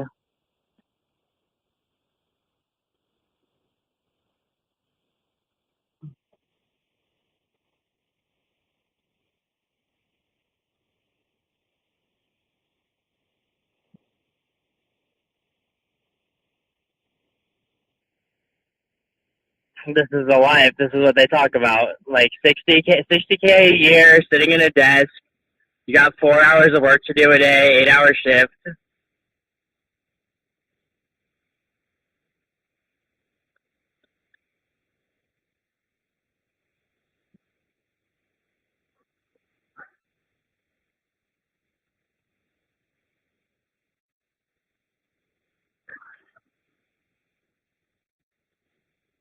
Alyssa was saying her desk job was they would give her like 3 hours of work and then she'd have all day to get it done.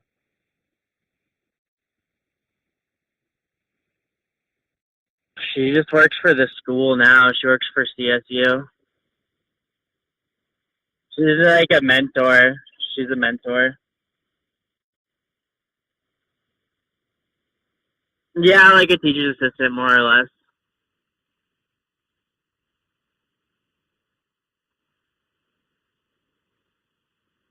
Yeah.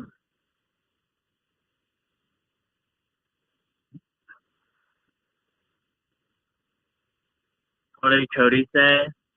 Something, something. I don't like beans. Something, something. He doesn't like beans.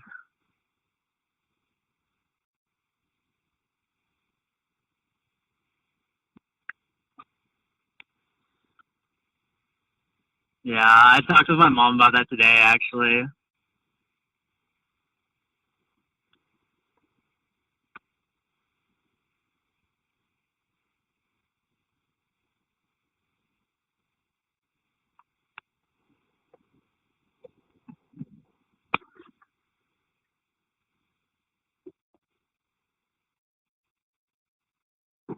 Yeah, well, I don't know. I mean, he used to be more conservative, but I think he's becoming more liberal now lately. Yeah.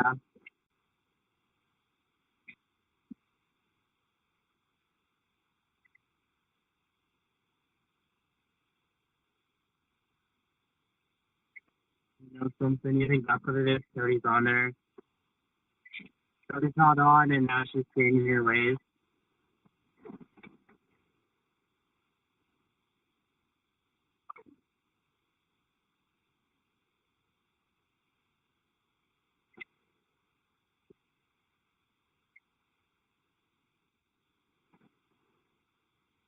I mean, you can work with Jimmy John. It's easy, dude. I mean, I don't think there's an easier job.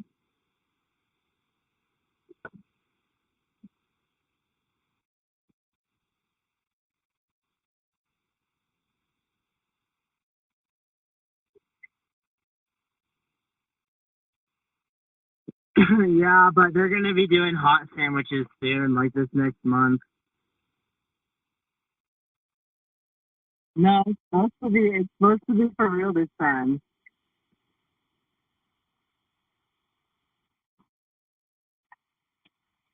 Yeah, well, it's not me saying it. It's my higher ups telling me, and I'm like, oh, yep, it's happening. They say next week. I'm just reiterating the information I'm getting.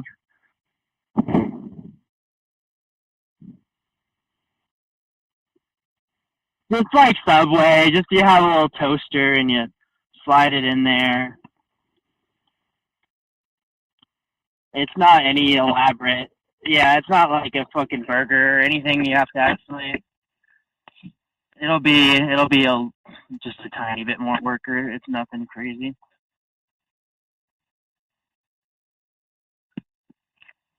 We're getting toasters soon. But it is, I mean, it is like one more thing, especially like, I don't think, I mean, if you're just an in-store shifts worker, it's really the same job. I mean, it's not even going to change that much for management, I don't think. It's just going to be a little more work at the end of the night, really. Yeah.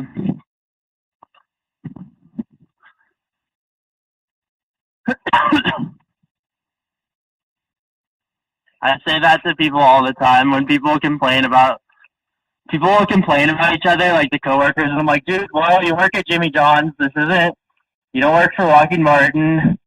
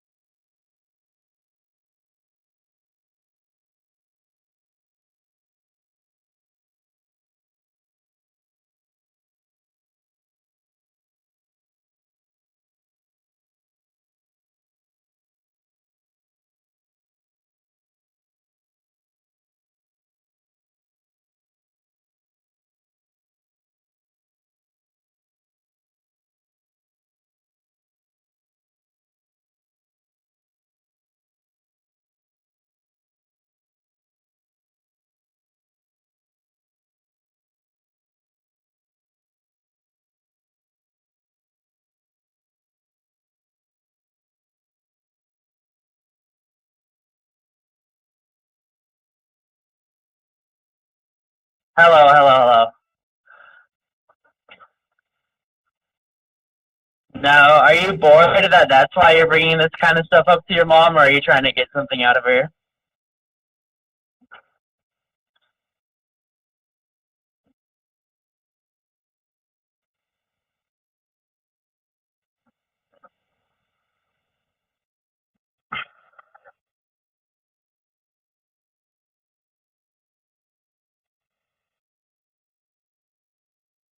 Yeah.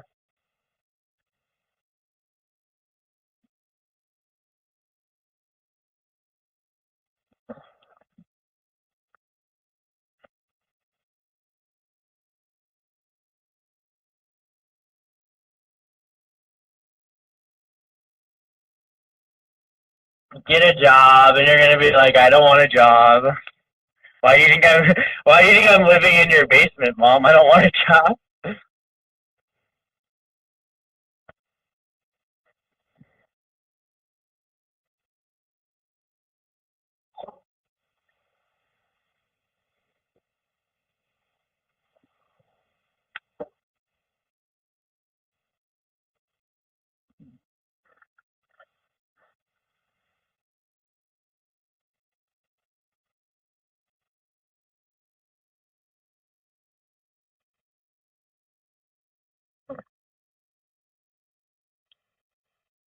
Hey, Dad, I think I'm coming back to Chicago.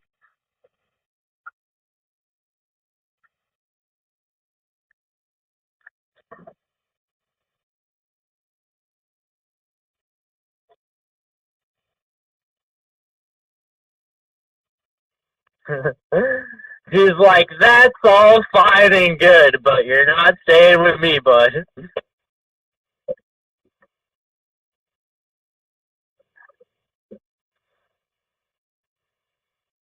That's what it is. Yeah. I mean, he's freaking. Your dad's pretty old now.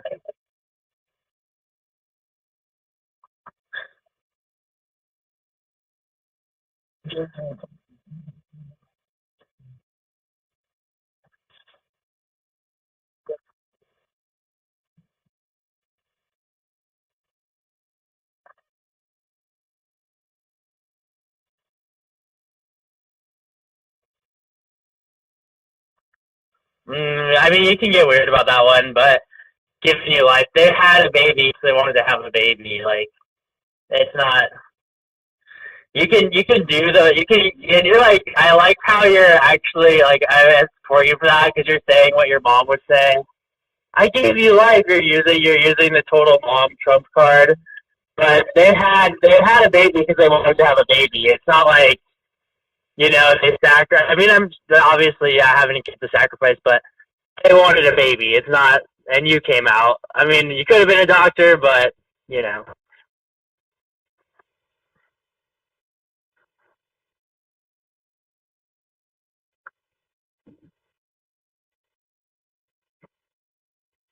But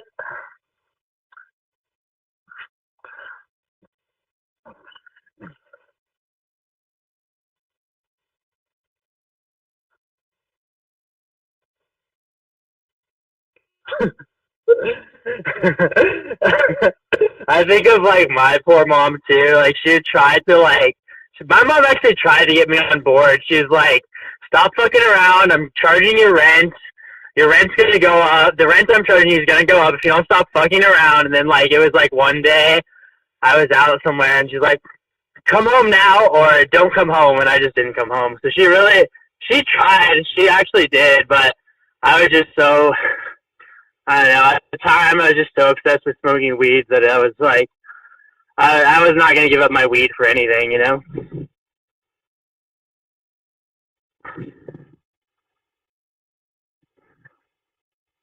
I think, and also, I feel like it was just, if I was smoking like a normal amount of weed, like, and having a normal social life, and my whole life wasn't weed, I'm sure she wouldn't have cared that much. But it was the fact that it was like all I did, I didn't have anything else going on. I just was doing drugs. I mean, not just weed, obviously, other stuff too.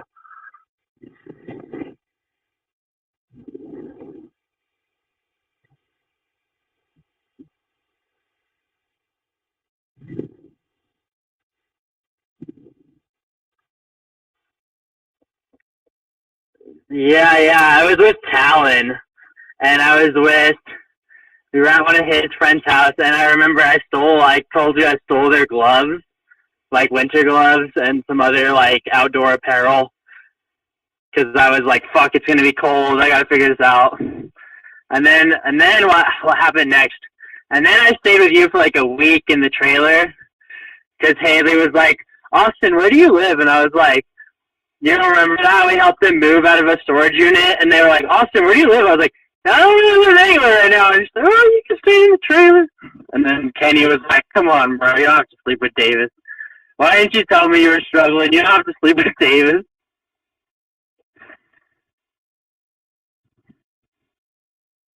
That was like that days. It was even, Haley helped me, Angie kicked me out, Haley helped me out, then Kenny was like, you don't have to live with Davis, bro, I got you.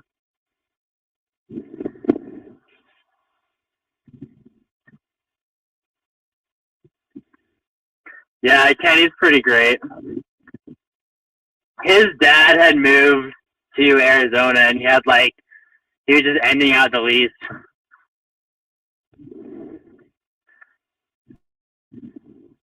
All right, well, I gotta let you go.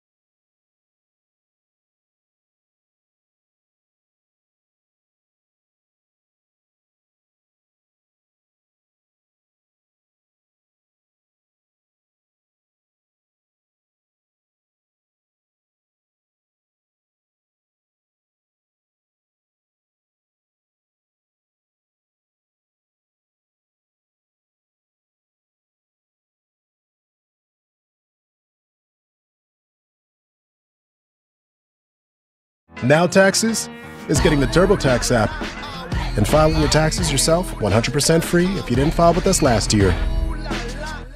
Now this is taxes. File free in the app by 2/18 when you switch to TurboTax Do It Yourself.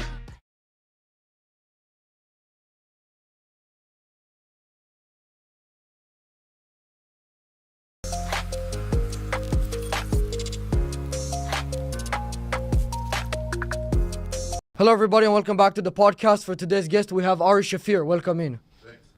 And then you come sit in the middle, right here. Yeah, now you sit right here. Okay. And as today's co-host, we have Mike as usual. Welcome in, Mike. What's going to happen with What's going to happen with this? Is this a problem for, like, legal reasons? What? Which one? It's, like, got the name of the... Oh, can I check it out? Yeah. So please just pull down Mike real close to you. Just introduce yourself and all that. Oh, that's it. Hey. How you doing? Should have drank more of that. That was on me. Just in case anybody doesn't know you, just introduce yourself real My name is Ari Shafir. I'm an Ashkenazi Jew from hailing from Petah Tikva originally, and now here in New York City where there's more Jews. And why'd you introduce like the main I'm thing? a comedian. Just came to mind. Just that's the first thing? Yeah, it wasn't like thought out. It's actually the first time I've ever done that. Really? Yeah, I've never mentioned Petah Tikva on a podcast before. What's that? Petah Tikva is a city near Tel Aviv. You were born in Israel? No, but that's where my people are from originally. But I guess more originally Romania. Okay, and so what's up with the hair thing? Because I didn't know that you were going to look real funny. What's up with yours? Well, mine, this is how I always look. It's always looking funny. But yours is really interesting today. Yeah, well, the thing is, there we go. Yeah, I'm just having fun with it for the summer. Are you going out like this? People have been looking at you funny? Yeah, you know who likes it more than anybody? Which group? Homeless? Specifically? Black? Black homeless. Why do they like it? They laughing at you? No, they're into it. The men or the woman usually? Men, black homeless men. Well, they're not into it like that. They're into it like, look at this guy. You know what I mean? No, they come up. They give me compliments. Yeah, but behind you know your back, they're not. No, they come out of their way. What The white homeless men, maybe, yeah. They ask you for quarters? No, they don't even ask for anything. What did they say? Yo, that's fresh, son. They say that? Yeah. And then, they say after? They call you the N-word. They what? What? They call you the N-word. That's not the proper usage. Well, you want me to say it? No. If they're calling it to me, that's not the proper usage. What's the proper usage? Either like a homie. No, they don't call you a homie because you call them a homie. No, I'm saying either it's like you use it in place of a homie or a slur, but not for this. No, they're like, yo, look at that stupid N-word over there. He's a fucking moron, ain't he? Look at his head. Should we give him a quarter? The homeless guys are going to give me a quarter? They might think that you need it more than them. I don't think that's going to happen. You don't think so? They're pretty territorial. Can you turn your head this way? Because I only see the bald part, but they're probably seeing the normal part. Like that? Okay. It looks interesting. Yeah. See, now it's like normal. So now they see, hold on. Now they see this. This is like a whole different thing. On stage, it's like this way, this way. Okay. I can do it for another couple weeks. Did you perhaps like burn it off, or that was on purpose? This is just balding up here. No, but why'd you do this? Was it you burned it off or something? A fire? Just fun. No. No. Can you shoot that in Mike's face? Yeah. Which one's Mike? That's Mike, but shoot it over there in Mike's face. What do you mean? Mike? With the glasses or this? The glasses. This guy chilling? No glasses. Put that straight in his face. Nah, I don't. I don't know. I want him to look like you later. Okay. How do you turn this off? I'm just gonna explode, buddy. Right in Mike's face. This one doesn't I don't care for fire at all. This one's a fucking wild one, huh? What did he do? Oh, no, he's just chilling. No, what did he do, though? He's like a homie, as you said earlier. Okay, well, I said it's in the place for something else. You want to turn it off? Yeah, I'd love to. You don't know how to figure it out?